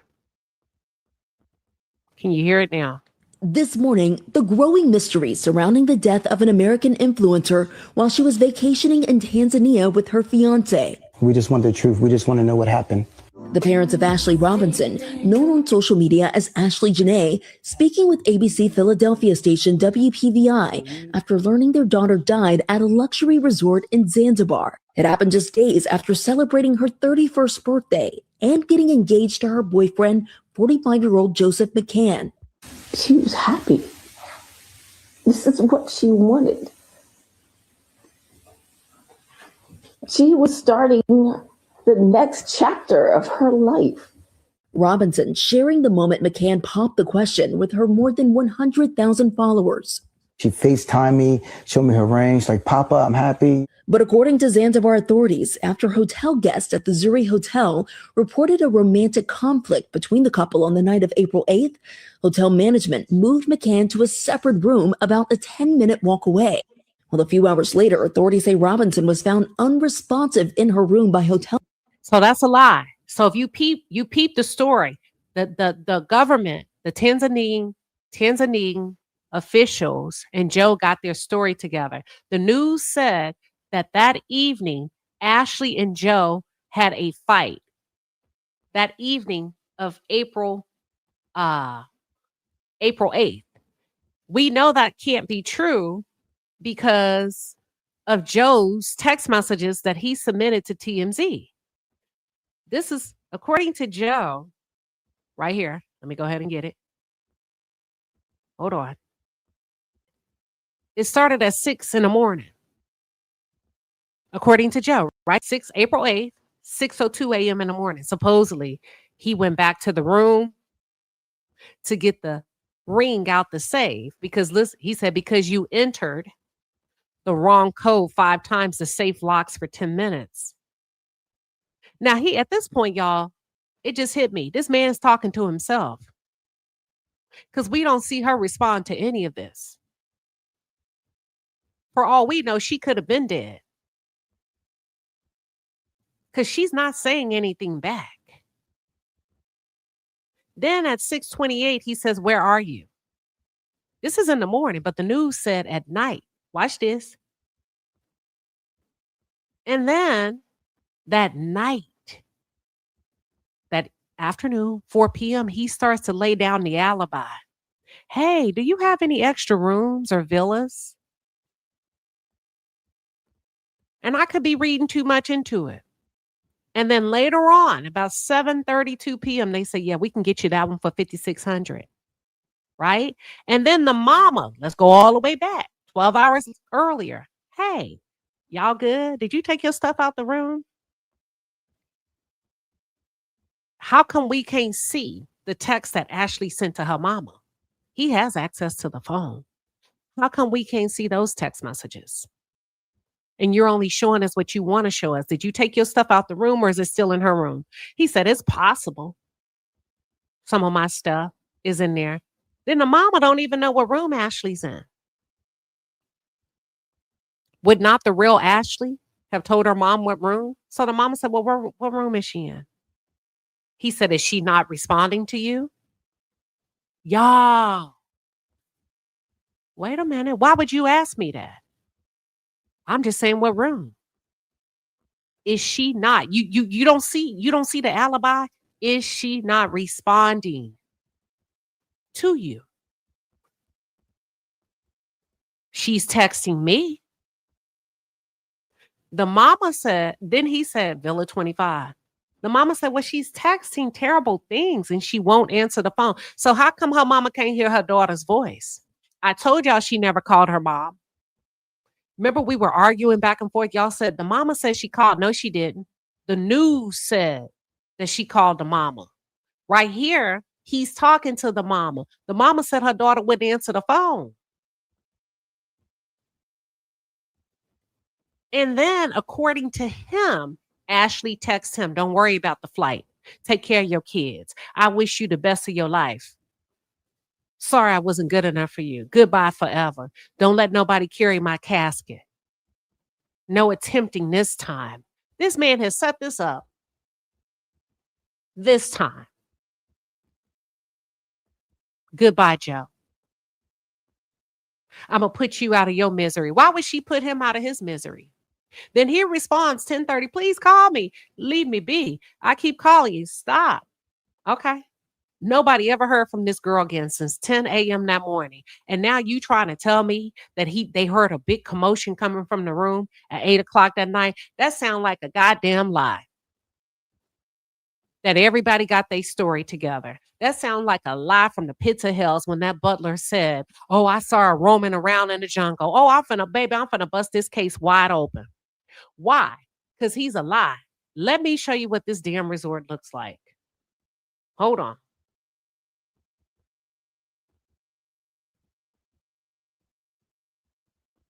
Give me 1 second. Hold on. I hope it's still here too.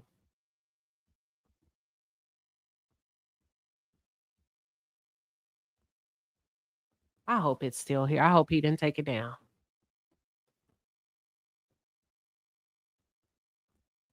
Hold on.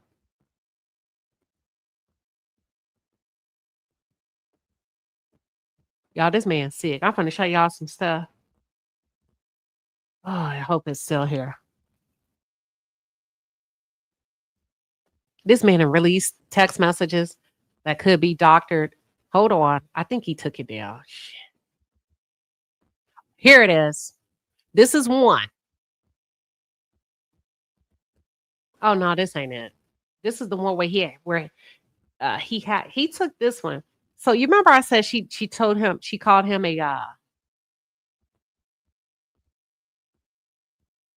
a hacker? This is it.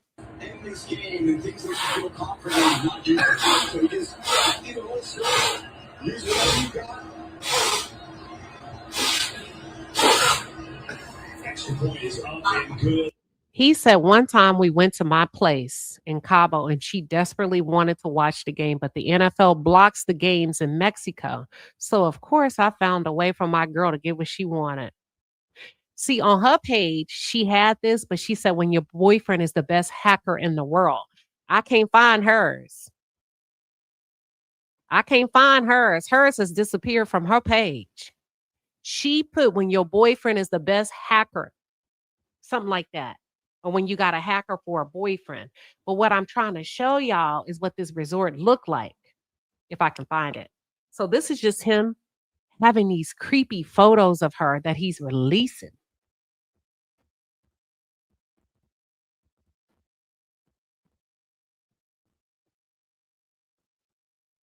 I am specifically looking for something. Hold on. I don't want to say it just in case his ass is over here. Give me 1 second. I know what I'm looking for, but I'm not going to say it out loud. It may be gone.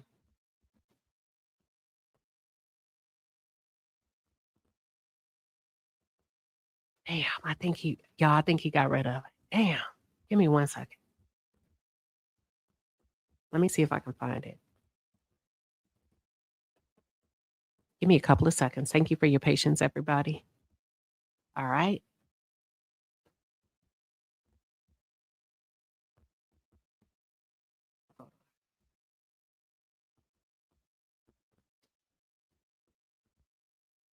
Okay. This is one of them, but it's really not the most important. There was something else I wanted you all to see. But I'm going to just have to work with what I got.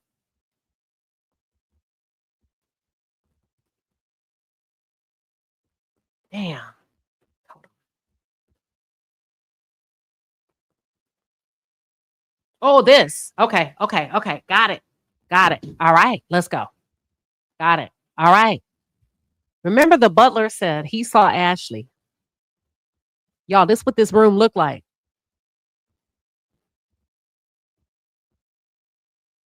So we see her. They had an elevated room. Keep in mind, the butler said she was roaming around at night. This is her.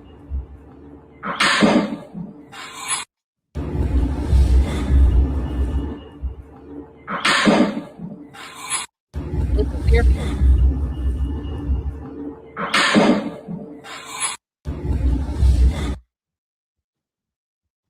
Now, this is him watching her while she's out. Happy birthday.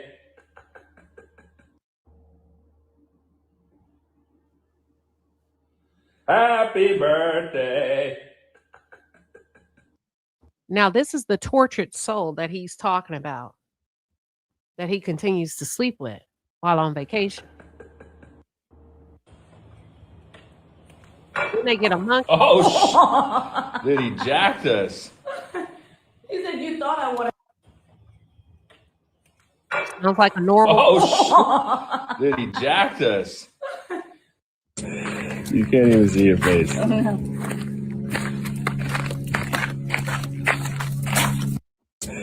You can't even see your face.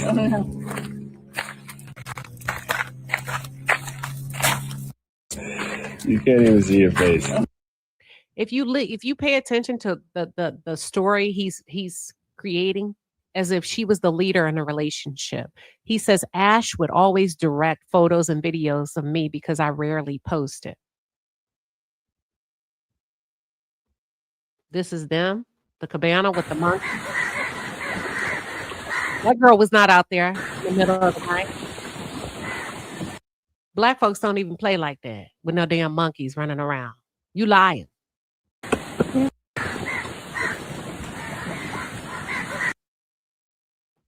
With them wild monkeys out there. She just out there in the middle of the night looking for a damn chart. Child, we don't even do mosquitoes. That man lying. Listen, in my opinion. What's the point? Now, hold on. This is the room. How can the girl be hanging from the door? They lied. That's the door. He done outsmarted himself. He gave us a full view of the room. Where was she hanging at? Her body would have towed that door down. Let's go back.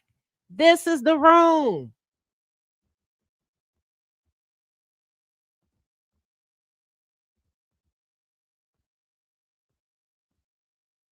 They lied to us. You think a body can hang on this little wood stick right here? How'd she get herself up there?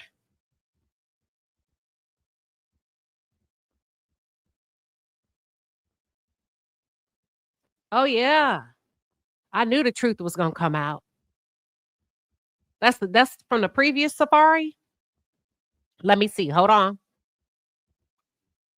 Hold on. Hold on. You said that's from the other one.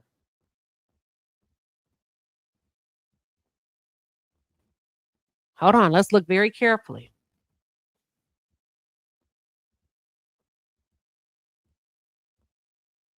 Then where's the pool with the flowers? Because look, hold on. Hold on. We're going to let this play. Then where's the pool with the flowers? He had a pool with flowers at the other one.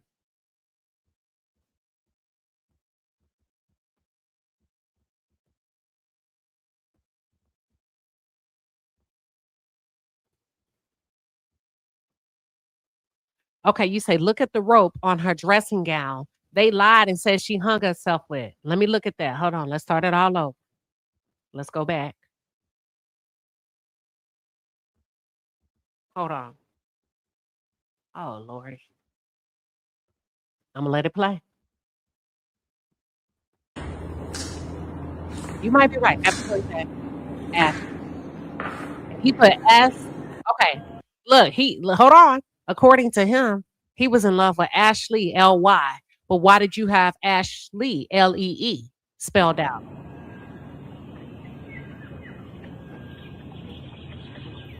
Y'all, this is not the same room from the previous safari. Look. Coming back your way. It can't be.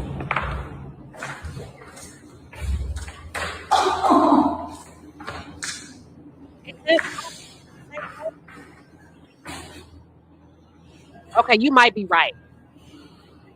Because, hold on. Hold on. Coming back your way. Because we got this room with them overlooking the outside. One of the rooms had that pool. Y'all don't remember? That was the one in several. Let me see what y'all are saying.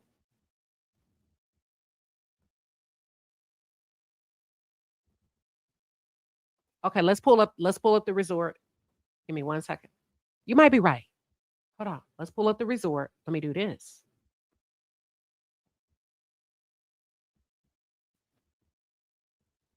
Watch this. We got to get the one. Can somebody send me the pool in several? Let me see if I can get it. Okay, here we go. I had it. You might be right. You might be right. Let's see. Let's see. Well, hell, that's even more telling. Watch this. Let me pull up the one with the lion. Hold on. Where he proposed. Okay. Y'all are saying this is it. So y'all think this is the one that they're at right now? Do we have a picture of the pool? Y'all remember the one with the pool with Happy Birthday, Ashlee? Let me see if I can find it. Damn. Let's see.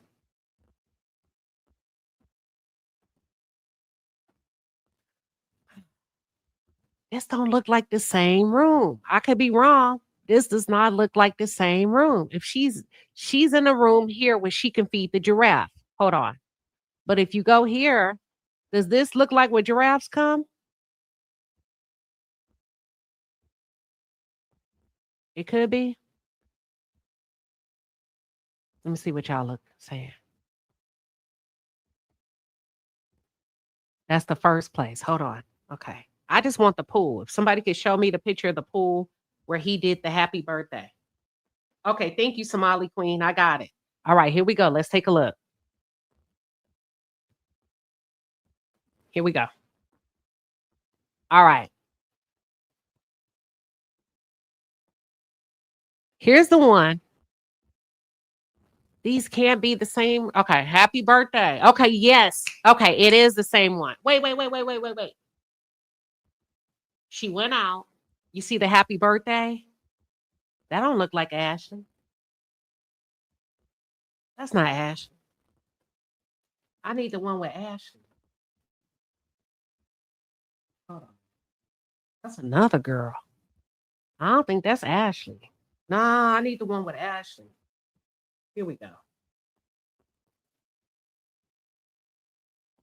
My bad. Boom. Here we go. This is Ashlee's room. Happy birthday, Ashlee. Lee. Okay. All right. Let's go through this very carefully. Okay. Look at the door. It's hold on. Let me go. We got to keep going. This is a door. So, okay. We match him. We good. Okay. Here. Ah, shit. I was looking at the wrong thing, y'all. My bad. Here we go. This is Ashlee's. You see that room has a pool out here, or whatever it is. Happy birthday, Ashlee. Or whatever that is. I don't know what that is. Right? You see this little makeshift happy birthday thing, right? And then you see her standing on the balcony. Y'all see that man back there? All right. The giraffe or whatever. And then we have her sitting up high. All right. Okay. That's the door that slides open. But that door, y'all. Here she go. Damn. I missed it. It's this one. We got that. She comes out the door. That door leads to stairs, unless it's a different door.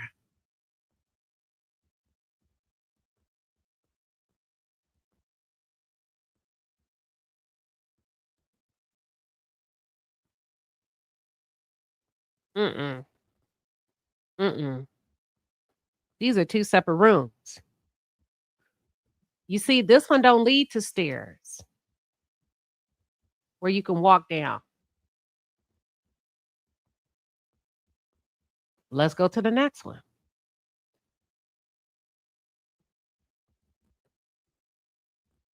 Now let me see what y'all are saying. Thank you. These are two different places. Hold on. Your browser lost connection. Crap. It's saying my browser. Someone. Where are the mods? Child, I ain't no telling.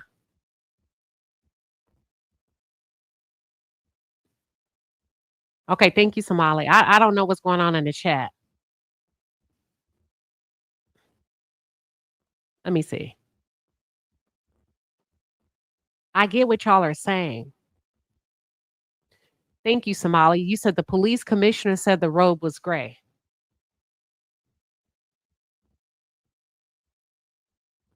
I know he was moved to a different, I get that, but these are not the same rooms. Why would Ashlee be in his new room if they're fighting? That's all I'm saying. This seems like an elevated room, like it's higher up than this room. This room seems where the giraffe can walk right up on the porch, y'all. The giraffes are right there. This is several. This is several. This room is elevated up. The giraffes can't just walk up to the front porch, is what I'm trying to tell y'all.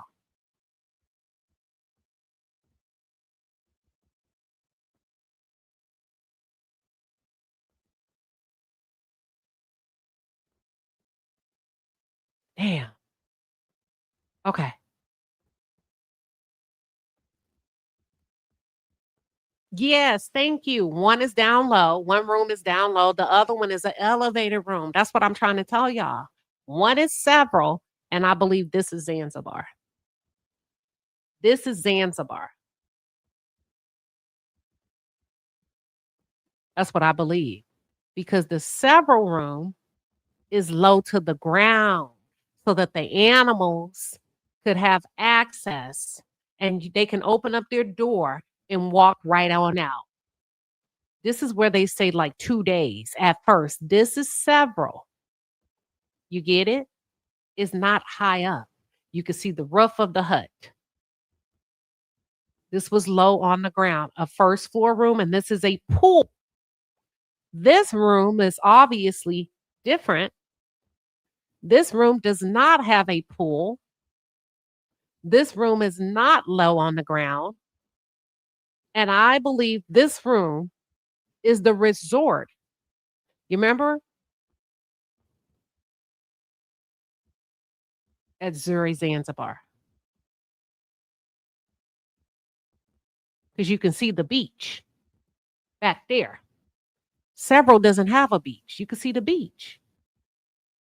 And they were kind of close. And you see the pool back there? You see the pool? Let me see if y'all can see the pool. You see the monkeys? This is a different room, y'all.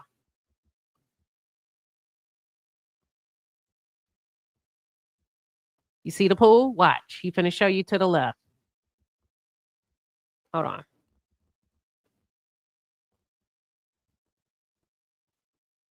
Two different rooms. Two different rooms. It's not the same one.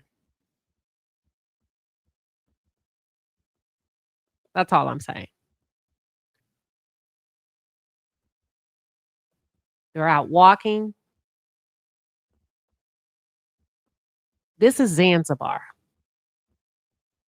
Now this, I don't know what this is. He could have just threw this random photo in.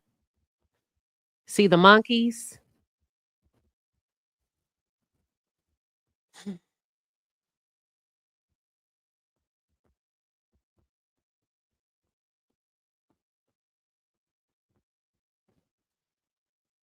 The several resort had sliding doors.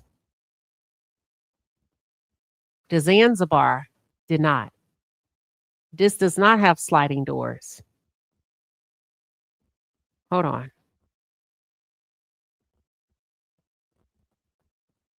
This does. This is several sliding doors. Just in case you missed it. If you blink, you will miss it. Sliding glass doors at several.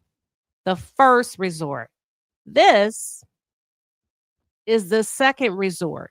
No sliding doors. This is the door. Got it?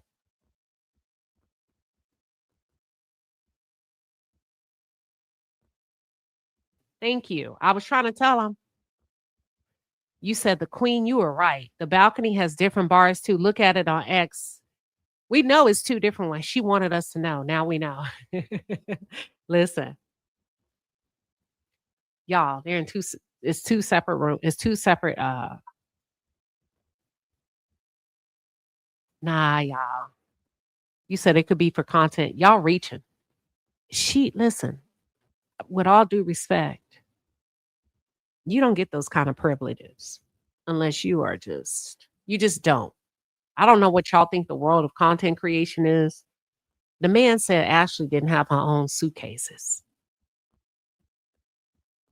Oh, we're about to get into it. People don't just let you run amok on their property. They don't.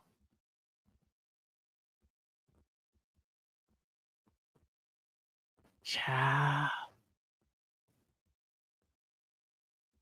All right. So this is several, which is very clear.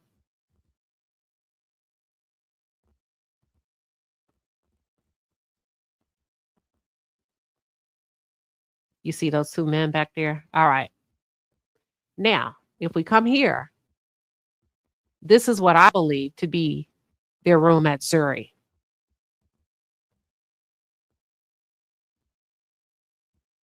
I wonder what they're saying in the back. Hold on. I'll be able to tell you.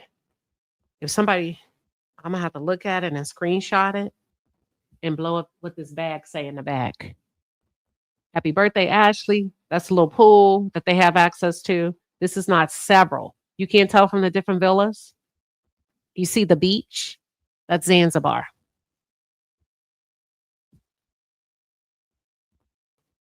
I gave you a digital, let me see if I still have it. I gave y'all a digital, I hope I didn't delete it, a digital map.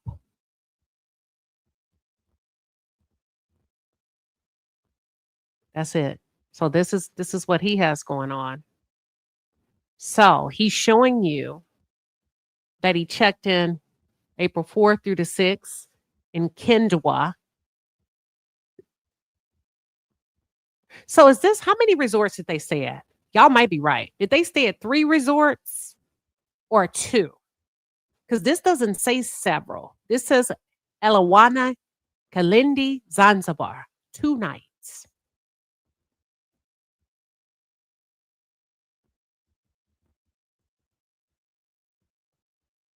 And then Zuri, Zanzibar. So this is Saturday to Monday. Kendwa, is that the same as several? For those of you that are tuned in. That's a different resort. Got it. You said, I want all the trolls to drop a super chat. They ain't going to do that. But the point I'm trying to make is, y'all get it. Y'all get what I'm trying to say. But look, let me go back to his page. Because he is doing the most in this girl's post-death. This man went on. Hold on. And posted, when your soulmate's only wish is to be a mom, you do anything to make it happen, right?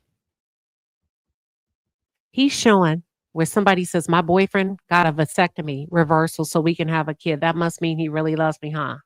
Yeah, it really does. And it's not silly or dramatic to feel that way. A vasectomy reversal isn't a casual gesture. It's a physical. So I don't know if he's insinuating that he got a reversal.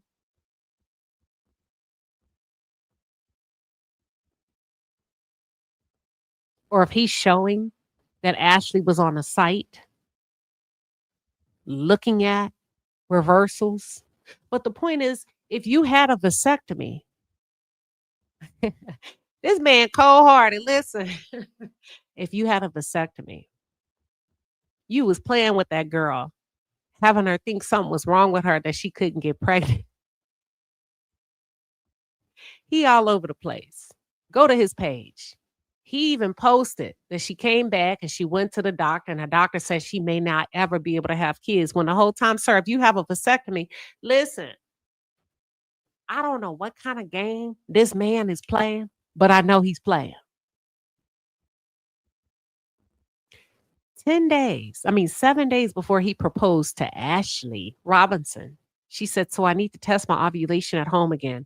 If I don't get my period or a positive test by the time I see her next on the 30th, I have to do blood work. He said, okay, love, are you okay? She said, the lack of period is kind of alarming, especially for the timing. Yeah, totally. But your cycle has been kind of jacked up all year, right? By all year, you mean 2026? He said, yeah. She said, my cycle has been fine up until the Vegas trip. He says, I thought the prenatals threw you off and intense cramps. But sir, if you got a vasectomy, why are you playing with her? Why are you asking her about her cycle if you have a vasectomy? Y'all be safe out there. It was intense cramps, but I still got a period and it still came on time. Either way, I'm not going to overly stress it. I have to go back tomorrow. They gave me a few tests today. Then I go back again on the 30th. But if I have cysts and shit, I could have problems with miscarriages. So they need to figure out everything first. He says, okay, love, we'll wait and see. It's going to be fine. Love you. She said, love you. Sir,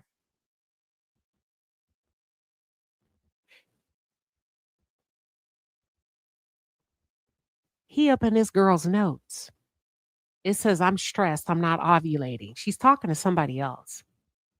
She said, I had a mini breakdown letting Joe know my body is overwhelmed with stress. It's delaying my period. I cried. What you stressing her out about? What kind of mind games are you running on this young girl? August 30th, 2023. Just one won't hurt. She wasn't even with you in 2023, sir. So he posts her desire to have a kid in 2023. Then he reposts something that she posted in July of 2023. Let me go ahead and stop before I say F it. Then he posted something that she posted way before she knew him in 2020. I'm going to need one of my friends to have a baby soon. What's baby fever without the baby fever? A baby cold? Many women want to have kids. That don't mean they're going to take their lives. Y'all see how this man is playing with this family and torturing these people? Somali said it looks like they moved around. It looks like they may have stayed, y'all, at 3 different resorts. Why? I'm not sure.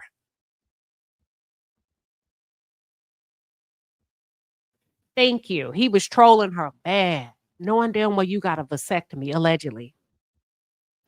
And gonna let the girl go to the hospital to think something wrong with her.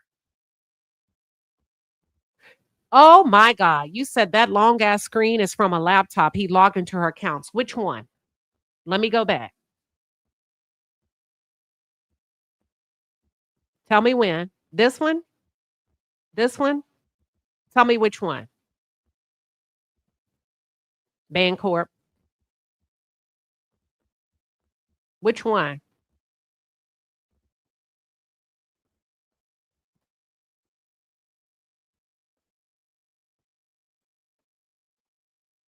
Yeah, he was future faking.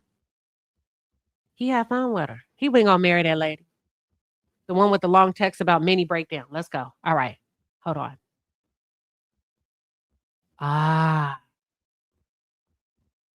He was spying on that girl. You remember the man said he kept keeping Apple notes on her. Y'all, these men ain't got time to be keeping no damn Apple notes. You said he logged into that girl accounts. Yeah, he did. She said he rerouted the whole signal in Mexico so that they can watch the game. Then he went on.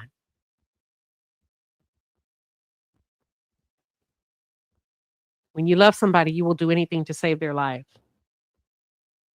Dr. Hitton, Rana, Joe McCann, Ashlee Robinson, miss a voice call. Luca told me to call you about air ambulance. Yes, I will do anything it takes to save her. Oh my God. I guess he's insinuating that he was wanting to get her body airlifted from Tanzania to Nairobi, Kenya.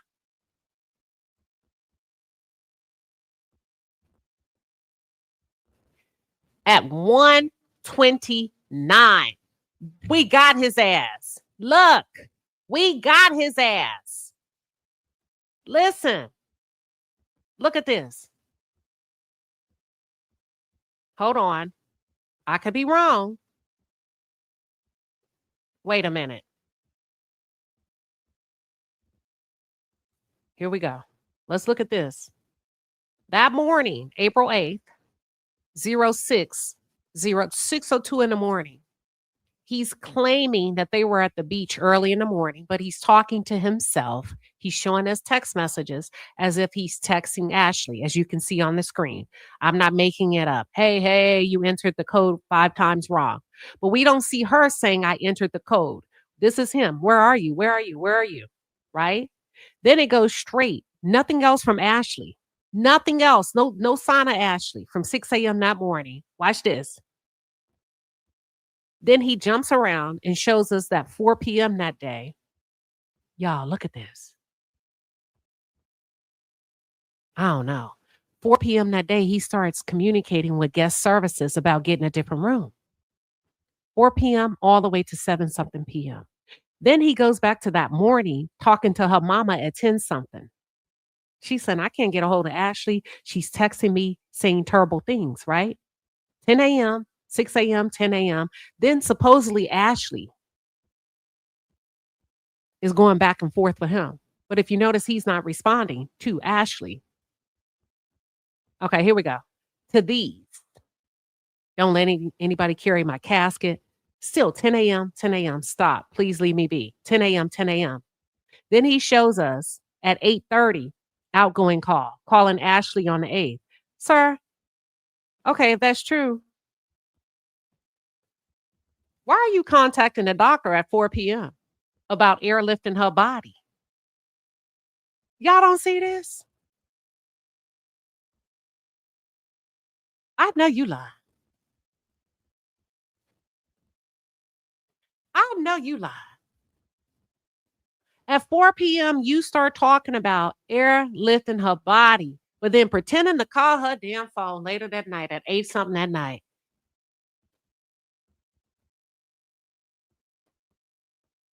Right here, it says outgoing 8:35 p.m., 8:34, 8:32, 8:31, 8:30, 8:29. But here, you got you and Ashlee allegedly talking to a doctor. Why does it say Ashlee check, Joe McCann check? Luca told me to call you about air ambulance. Yes, I will do anything it takes to save her at 1:29. So is she alive or is she dead? And if she was dead and in a dire state of need of medical attention, why are you calling her 7 hours later?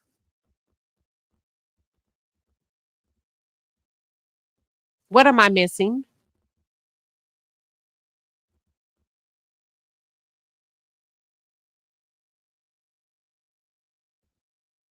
This is the text. Lord have mercy. They're quoting him $11,795 to transport her body from Zanzibar to Nairobi, Kenya. Let's go back to the mama.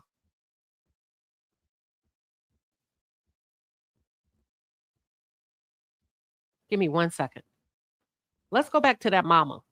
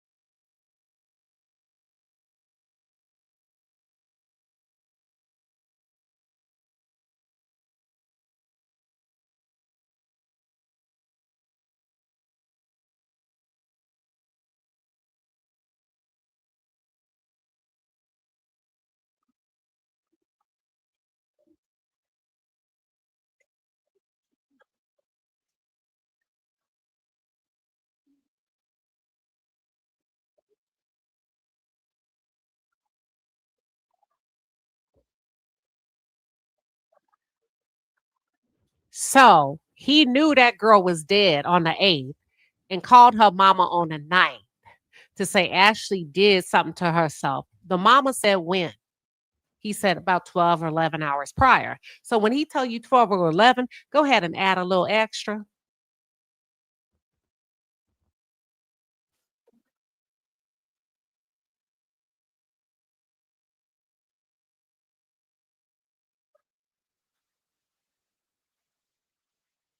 All right.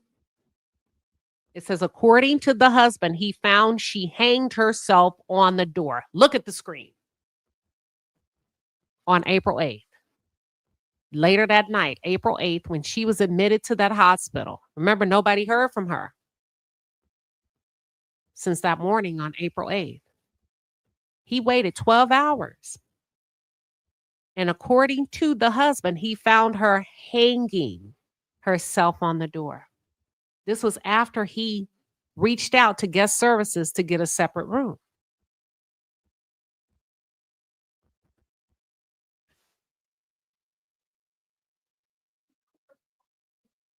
He found her. He reported her hanging. They said her extremities were cold. Several question marks by the medical professionals. That means, on what door? How?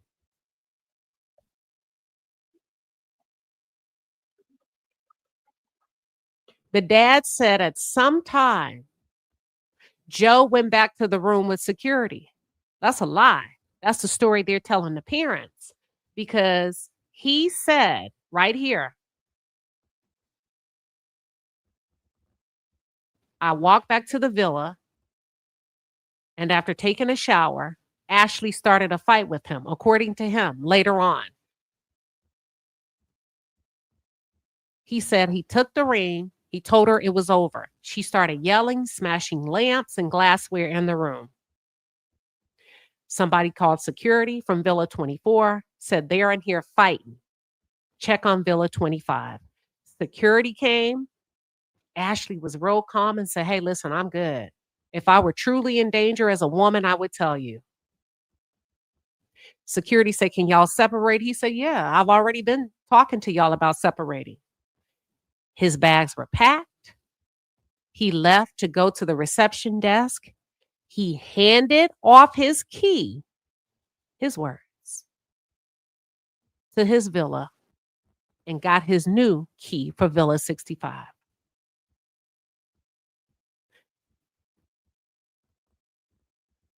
Once safely apart from Ashlee, her mother started to text me at 10-something in the morning. Okay. This is what he's showing us at 10-something in the morning. He said he was safely in his villa at 10-something in the morning. Then her mama started to text, sir, that don't align. That don't align.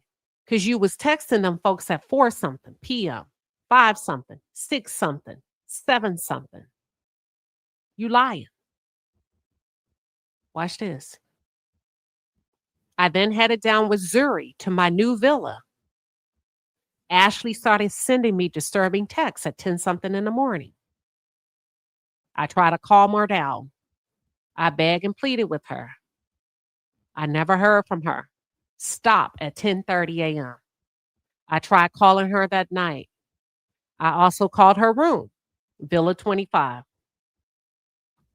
But the daddy said you went back to the room. The daddy just said you told them you went back to the room and found Ashlee in distress. How the hell did you get back in the room if you turned your key in to authorities? I mean, to the front desk.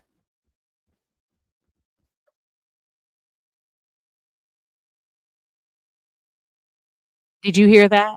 The initial medical report says strangulation and suffocation. Oh, y'all can't hear the damn video?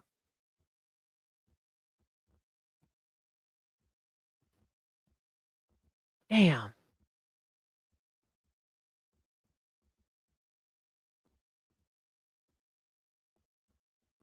Damn. Hold on.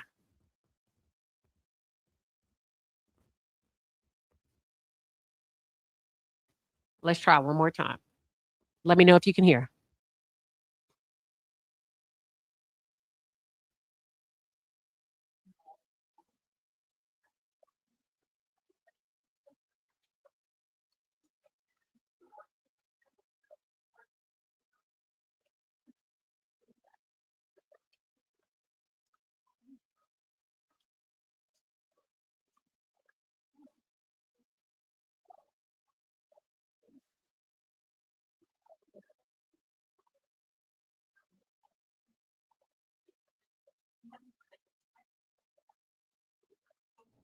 Can y'all hear the video? Everybody's saying yeah. Some people are saying no. Dang, hold on. Let's do this.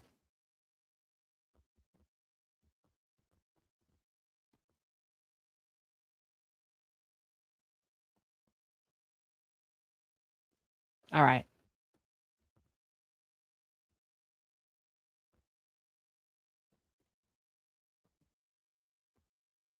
I think we got it. All right. I think we got it. Just give me a 1 if and when you can hear the noise, the audio. My daughter Ashlee She's no longer here with us, and we're trying to find out why. On April 5th, influencer Ashlee Robinson, who goes by Ashlee Janae on Instagram, was celebrating her 31st birthday in Zanzibar, Tanzania. She was on the vacation with her boyfriend of 1 year, who popped the question just 2 days before. She was starting the next chapter of her life. She called us and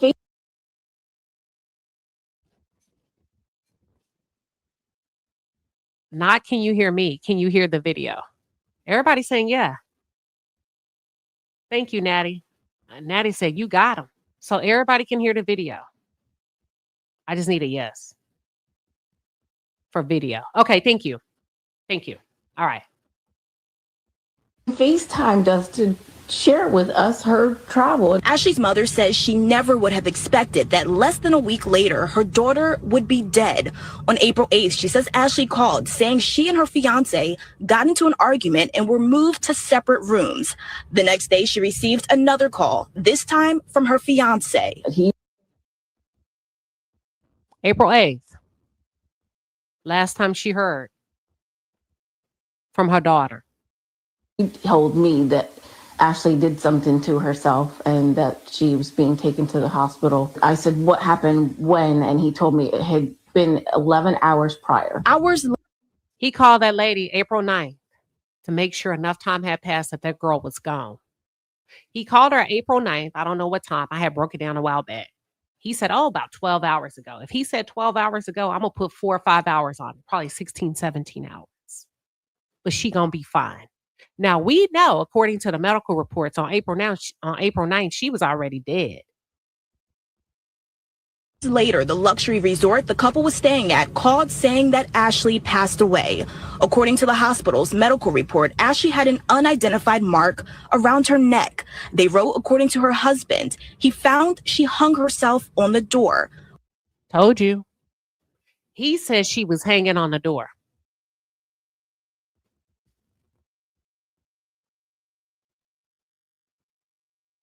Damn. Some people say they can hear the video. Some people say they can't. We finna fix this. Give me 2 seconds. Hold on. All right. The hospital said he found her hanging on the door. And they put question mark, question mark, question mark. Like, because they, like me, probably have questions. Oh, they are behind. Don't listen to them. Okay, got you. They, like me, have questions, probably saying, how in the hell can that girl get on that dough? They said unidentified marks around her neck. Let's keep going. This is the hospital. This is before money was exchanged, y'all. This is the hospital. There is an unidentified mark around her neck. No wounds seen, not pale, not jaundiced. Unidentified. There's a mark around her neck. With several question marks. Sometime Jill went back to the room with security, and that's how they found her. He went back to the room with security, and they found Ashlee dead. But let him tell it, he turned in his key earlier that day. She was also taken to a second hospital who listed her cause of death as cerebral hypoxia by strangulation and suffocation. Strangled. That girl was strangled to death and suffocation. Strangulation around the neck. Suffocation is covering up the mouth and the nose. This was the official report, y'all, before it got dirty. And then they came back and said she committed suicide, and the medical evidence to support that was ChatGPT.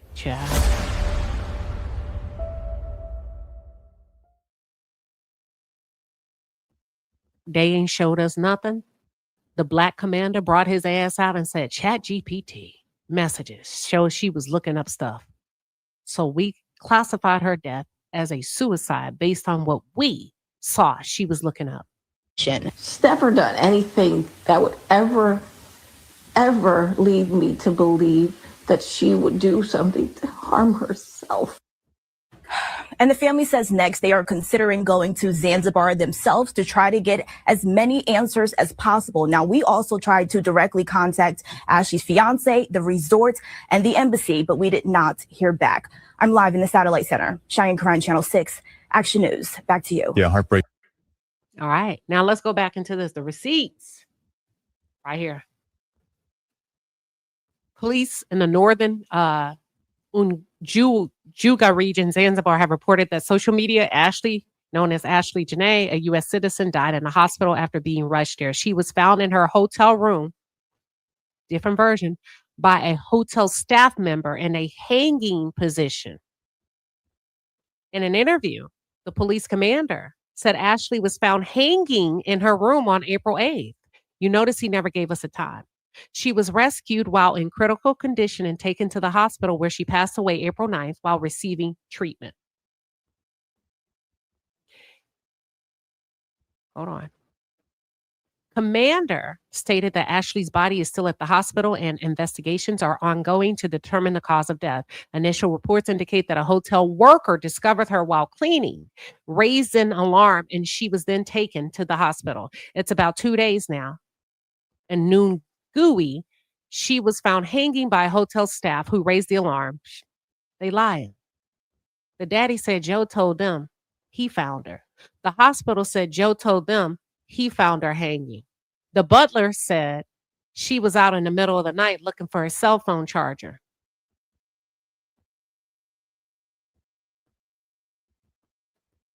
The commander also said that Ashlee's fiance, who was traveling with her, has not been arrested because he was not in the room at the time she was found. That ain't what he told the hospital. However, investigations are ongoing. They talked about her engagement and all of that. Then they bring up the timeline. April 8th, she's found in her room in critical condition, taken to the hospital. April 9th, she passed away while receiving treatment. The investigation was ongoing. Her body remained at the hospital. Key point, she was found alive, not dead. They're trying to say they used medical intervention to save her. They're trying to say a hotel staff discovered her and raised the alarm. Joe McCann was not in the room and has not been arrested. The couple was recently engaged. The incident occurred in Nungwi, a busy tourist area. How come they didn't say Zanzibar? Official cause of death has not been confirmed. But they never gave us timelines. I just wanted to point that out. As previously reported, she traveled to Zanzibar with her fiance. Of course, this is stuff y'all already know, that her family confirmed she went there for her birthday, blah, blah, blah. And there was a disagreement. Listen to this. And the hotel management made the decision to separate them. Placing each in their own room. Hotel didn't do that. He orchestrated that. Y'all don't remember that? He orchestrated that. He started to send text messages as if he was speaking to someone about separate rooms. And then there was supposedly a commotion. And then the hotel decided to move forward with separating them, according to him. He added that the hotel staff later contacted authorities, listen to this, after becoming concerned about her well-being, indicating there may have been warning signs prior to the incident. That sounds very staged, very rehearsed. They're saying that Ashlee was still alive when the police was alerted. She was transported to a hospital for emergency care, but she passed away Friday, April 10th. She passed away April 9th. You see how they initially, they lost their lie and they said April 10th? Remember, he said by April 10th, he was free to go, but he stayed just to help out. Authorities also confirmed her body remains, and this was all that. We got that part. Now, this is his story. The public was told Ashlee's decision was sudden. This is Joe's account of what happened. Now he's on Instagram. Ashlee made her fatal choice on the night of April 8th, after 3 days of heated discussions and public outbursts. Her decision was not spontaneous. The public was misled. It's time to set the record straight. On the night of April 7th, I fell asleep a little after 8 p.m. local time from exhaustion. It was the second day of managing a version of Ashlee that wasn't who she was. Public outbursts, mundane disagreements, extreme mood swings. After I fell asleep, I received a text from Ashlee's mother. This was the first time I had received from her in nearly 7 weeks. He lying. He's saying Ashlee's mom texted him in the evening time. You lying. Because in this receipt, it's 10:21 a.m., 28 a.m., a.m. These are a.m. time. April 8th. Yeah. Okay. Now let's go back to this. He said, this is the first text I had received from her in nearly 7 weeks. She's Ashlee's mother, not yours. Now, this text is different. This text says Wednesday, February 18th at 9:28. Hey, yo, how's it going? He said, great. What's up? Not much. Checking in on my girl. Checking in on her guy. Hope you guys had a great time and great food in the bayou. He said, that's sweet. We're packing up and now eating some shrimp and grits. Ashlee said it's the best she's ever had. The weather was really nice. He sends her mom a photo. Mom responds, Top Gun, Run DMC, something else. She just kind of calling out, like, however, whatever's going on in this picture. So looking forward to nice weather. Spring fever is taking hold. He said, I get it. Trust me. Very dry. When I woke up at 3 a.m., I saw her mother's text to me. The mother, this is what he's saying. Your voicemail is full. Any changes? Hospital visits. This says Tuesday, April 7th at 10:10. Your voicemail is full. Any changes? Hospital visits. Tuesday, he says she's asleep and fine. I'm checking on her. She's just resting. Vitals are normal. Sir, why would she be in the hospital April 7th when the government said she was found hanging April 8th? Somebody lying.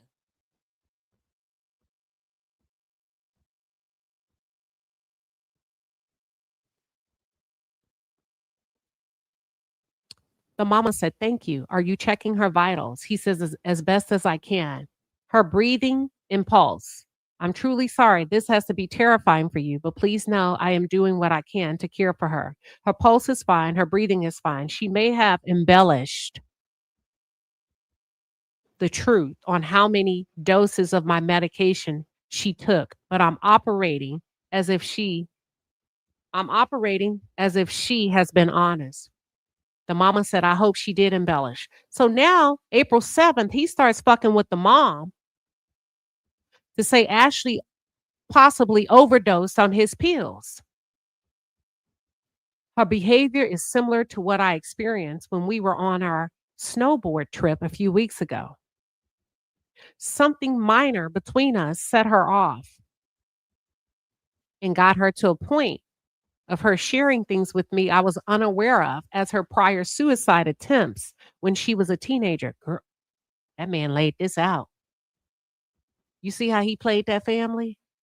Y'all actually could have been dead April 7th. Because he said she was in a room with him with a faint. Hold on.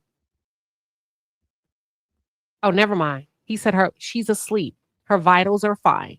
I'm taking care of her as best as I can. Her breathing and pulse. I'm truly sorry.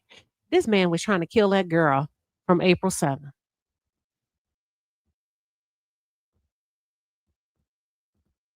Allegedly. Now he's saying she took some of his medicine.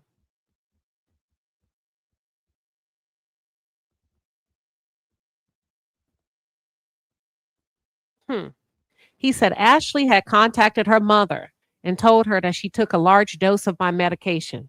When I woke up, I sprung into action to assure Ashlee was okay, repeatedly updating her mother with status, including her vitals, and even buying her a refundable ticket home to Philadelphia on JetBlue. I am not a doctor nor a first responder, but I stayed up all morning to ensure she was okay. How come you didn't call the hospital? How come she came up dead with marks on her neck that says she was strangled and suffocated? And then you told the people you found her hanging on the door. How come you didn't call the police then? He said Ashlee finally woke up and I informed her that I spoke with her mom.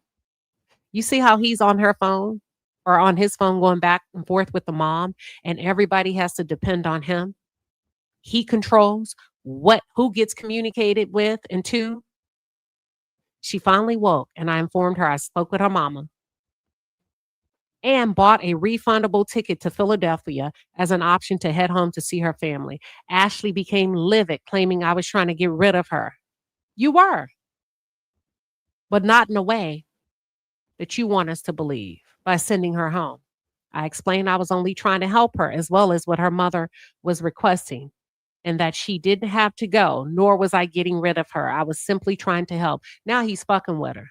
He says she just tried to overdose. He didn't call paramedics. He didn't call the doctor. He didn't call the infirmary at the hotel. And he's saying, I'm not trying to get rid of you. Your mama say send you home, so I'm just send you home. He was doing a mind fuck on this girl. As Ashlee became more upset, I decided to head to the restaurant by myself to get some coffee as I was exhausted from being up all night. And then he said Ashlee went back to ChatGPT for guidance. Y'all, if this ain't a cold-hearted murder, baby, I don't know what is. Allegedly.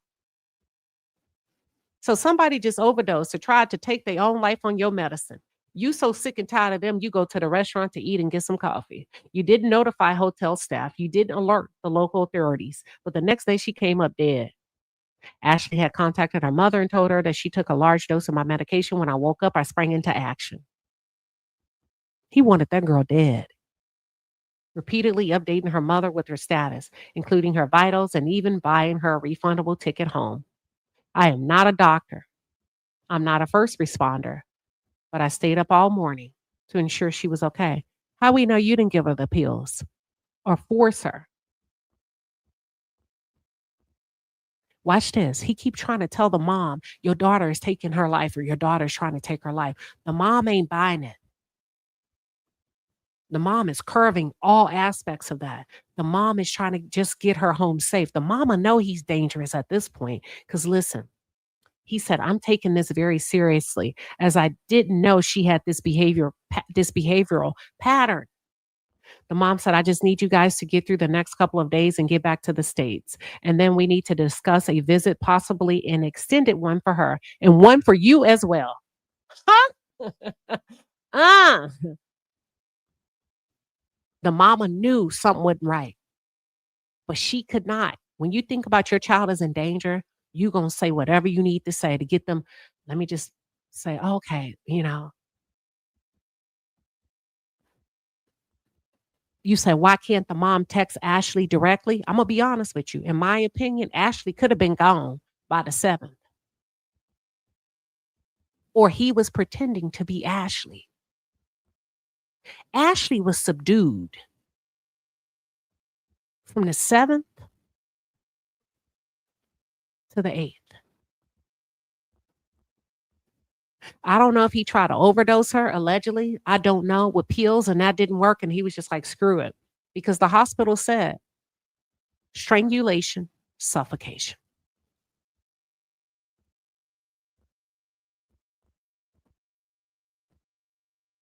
The mama said, we need to talk about an extended stay for her and one for you too.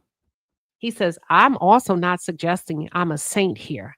You know that arguments between couples happen. It's the level of rage and violent screaming in public that is new to me for her. I believe her lashing out was consuming my medicine. She needs her family and has needed her family for a few months. Oh, 98%. Y'all don't remember? He said 98% of her time was spent with him. Y'all don't remember? I went over that. Now, all of a sudden, since you've devoured her, you can release her. Now she needs her family. Fact check. Ashlee provided a love to me like no one had ever had, and we were inseparable together nearly 98% of every day we dated. We truly only wanted to be with each other. You ran that young girl crazy. And now she needs her family. So, yes, I fully agree with you. I'm looking into rerouting her trip from Amsterdam to Philly now. We flew from Dar es Salaam to Amsterdam, then Portland. She's awake. This is April 7th at about 6 p.m. Y'all, that girl could have been dead from that day. He said she's awake now. So this is April 8th. Okay, April 7th was 6:48 her mama's time, but he's saying it was 4:45 in Tanzania. And remember when he showed the text messages on April 8th, so 4:45, he's talking to the mom, Tanzania time. And then at 6 a.m. that morning, he's pretending to talk to Ashlee right here about the safe. Remember? A little bit like an hour and a half later. But Ashlee's not responding. Ashlee's not responding.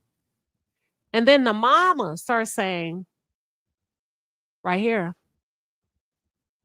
is Ashlee okay? What room is she in? Ashlee is sending me terrible things from her phone. Baby, that was Joe, in my opinion. And she won't answer the phone. At first, the mom said, can y'all just get through the next couple of days? At 4 in the morning. But by this time, the mama is getting concerned because at 10:53, she says, you know what? Can you just get her a flight tomorrow? Now the mom knows something's off. Now the mom's like, fuck a couple of days. Can you get her home to me tomorrow? Thank you. You said this was planned. That girl was deceased on or in a catatonic like state from drugs. How come they didn't do a toxicology report? They would have found drugs in her system. What kind of drugs? Because I don't know. You say, why didn't they find the large amount of meds in her system? If they did, they haven't released it. And because she's gone and she can't speak for herself, and that man got into that phone, in my opinion, and created this chat GPT documentation to make it seem like this girl spent hours and days fantasizing on how to take her own life. That girl was fine until she met you. Within a year of meeting you, she was dead. Your wife was fine until she met you. In a couple of years, 2 years after being with you, your ex-wife wanted to take her own life.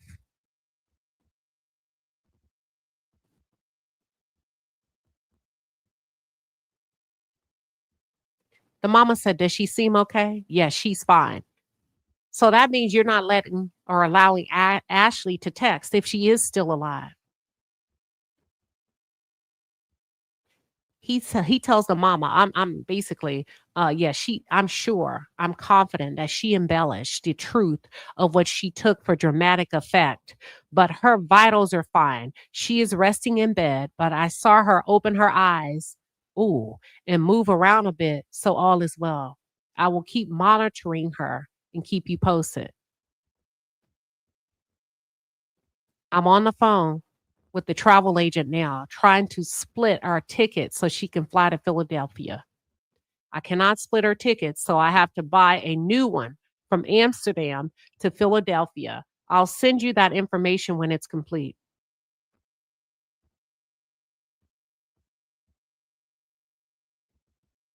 The mother's still not taking the bait. The mama said, you know what? Just don't split the ticket. Keep what you got. Keep your flights back to Portland. She can put her vacay stuff down and she can get what she needs from the bipolar weather of New Jersey, possibly more flight options from Portland and a shorter distance. Just get my daughter home. That's what she's saying. You said you're going to send her home. Now you're telling me you can't split the ticket. You know what? Fuck it. Just send her to Portland. We'll take it from there. So then he sends something to the mama. Let me see if I can read it. Give me 1 second.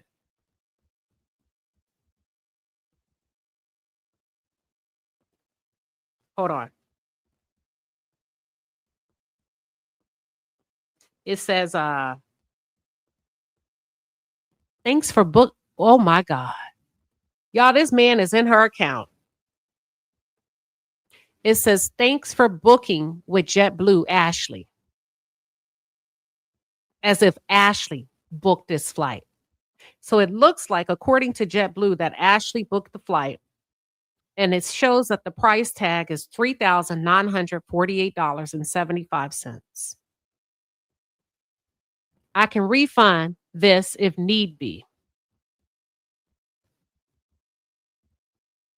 So he went under Ashlee's account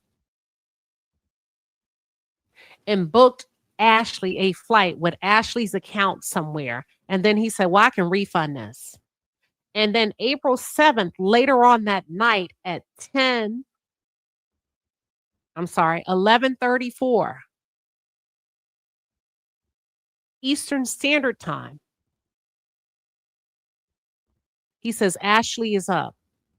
Y'all, if it's 11:34 p.m. on the East Coast, what time would it have been in Zanzibar?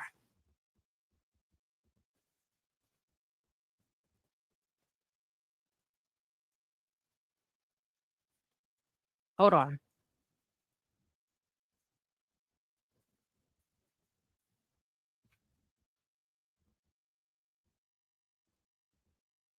Oh my God.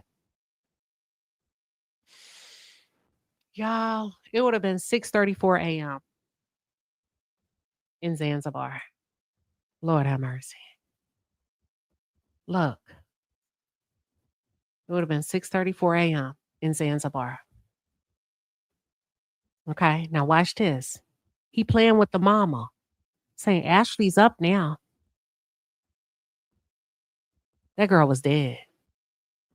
Because here, he's texting Ashlee at 6:02. He said you need to sign paperwork at the front desk. Just come back when you're ready, Ashlee. You entered the wrong code, Ashlee. There's still some time left, Ashlee. I have to wait, Ashlee. 6:28. Where are you, Ashlee? 6:28. Where are you? 6:34. Ashlee's up. She's fine. Yeah. I'm finna go.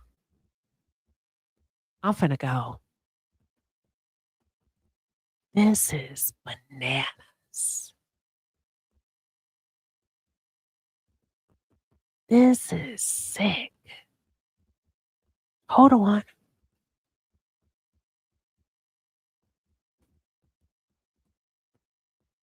This. So if you go here, this is a bigger screenshot of him pretending. Well, he booked the flight. And you know why he booked it under Ashlee? Because he knew she was dead. Ain't no sense in me losing my $4,000. She was dead. Let me book it under her account. And then told the mama, right here, I'll refund it if I have to. Earlier, he said, I'm on the phone with the travel agent. I'm trying to split our tickets so she can fly. Hold on, let me go back. I'm booking. I'm looking into rerouting her trip. He knew she wasn't coming home. That's why he used her money. and not his. Then he goes on, Ashlee became livid. Ashlee said, I was trying to get rid of her. I told her I was just trying to help her. And your mama said, send you home. I'm just trying to help. So Ashlee became more upset. I decided to head to the restaurant by myself. You know why he's saying all of this? Because Ashlee Janae was never seen again on camera since April 7th. You see how he created? So if they ever were to pull the tapes, you're not going to see her with him anymore in public areas because he just couldn't stand it. He just couldn't stand it. He just couldn't stand it. And this leads me to believe that he's coincided and worked with the Tanzanian officials to cover up a murder of this young lady. Sexy RM. You say, why does it appear we are more invested than the family? It happens like that sometimes. I've had people do crap to me and I just didn't have I can't handle that right now. The grieving can be so overwhelming. So now his alibi would align with any video evidence when he's seen eating alone from the 7th. That girl could have been dead after the first day, child. Because if you notice, nobody in the world has ever talked about who in the hell was the people in villa number 24. You would think once they got home and they supposedly called security, hearing people fight for their life, they would have went public. They're safe now, wherever they were. Nobody has ever spoke about this. Only Joe and the police commander. That man set that up, in my opinion. And not only that, if the tapes are ever pulled, he'll say, I told y'all she tried to kill herself with my medicine. She was in the room. I did everything I could, but it was so tiring for me. I had to go get something to eat. So the times you see me in the restaurant on video by myself, she was in the room. The whole lie about her wandering around at night, the butler saw her begging for a charger, that is a lie. That is a lie.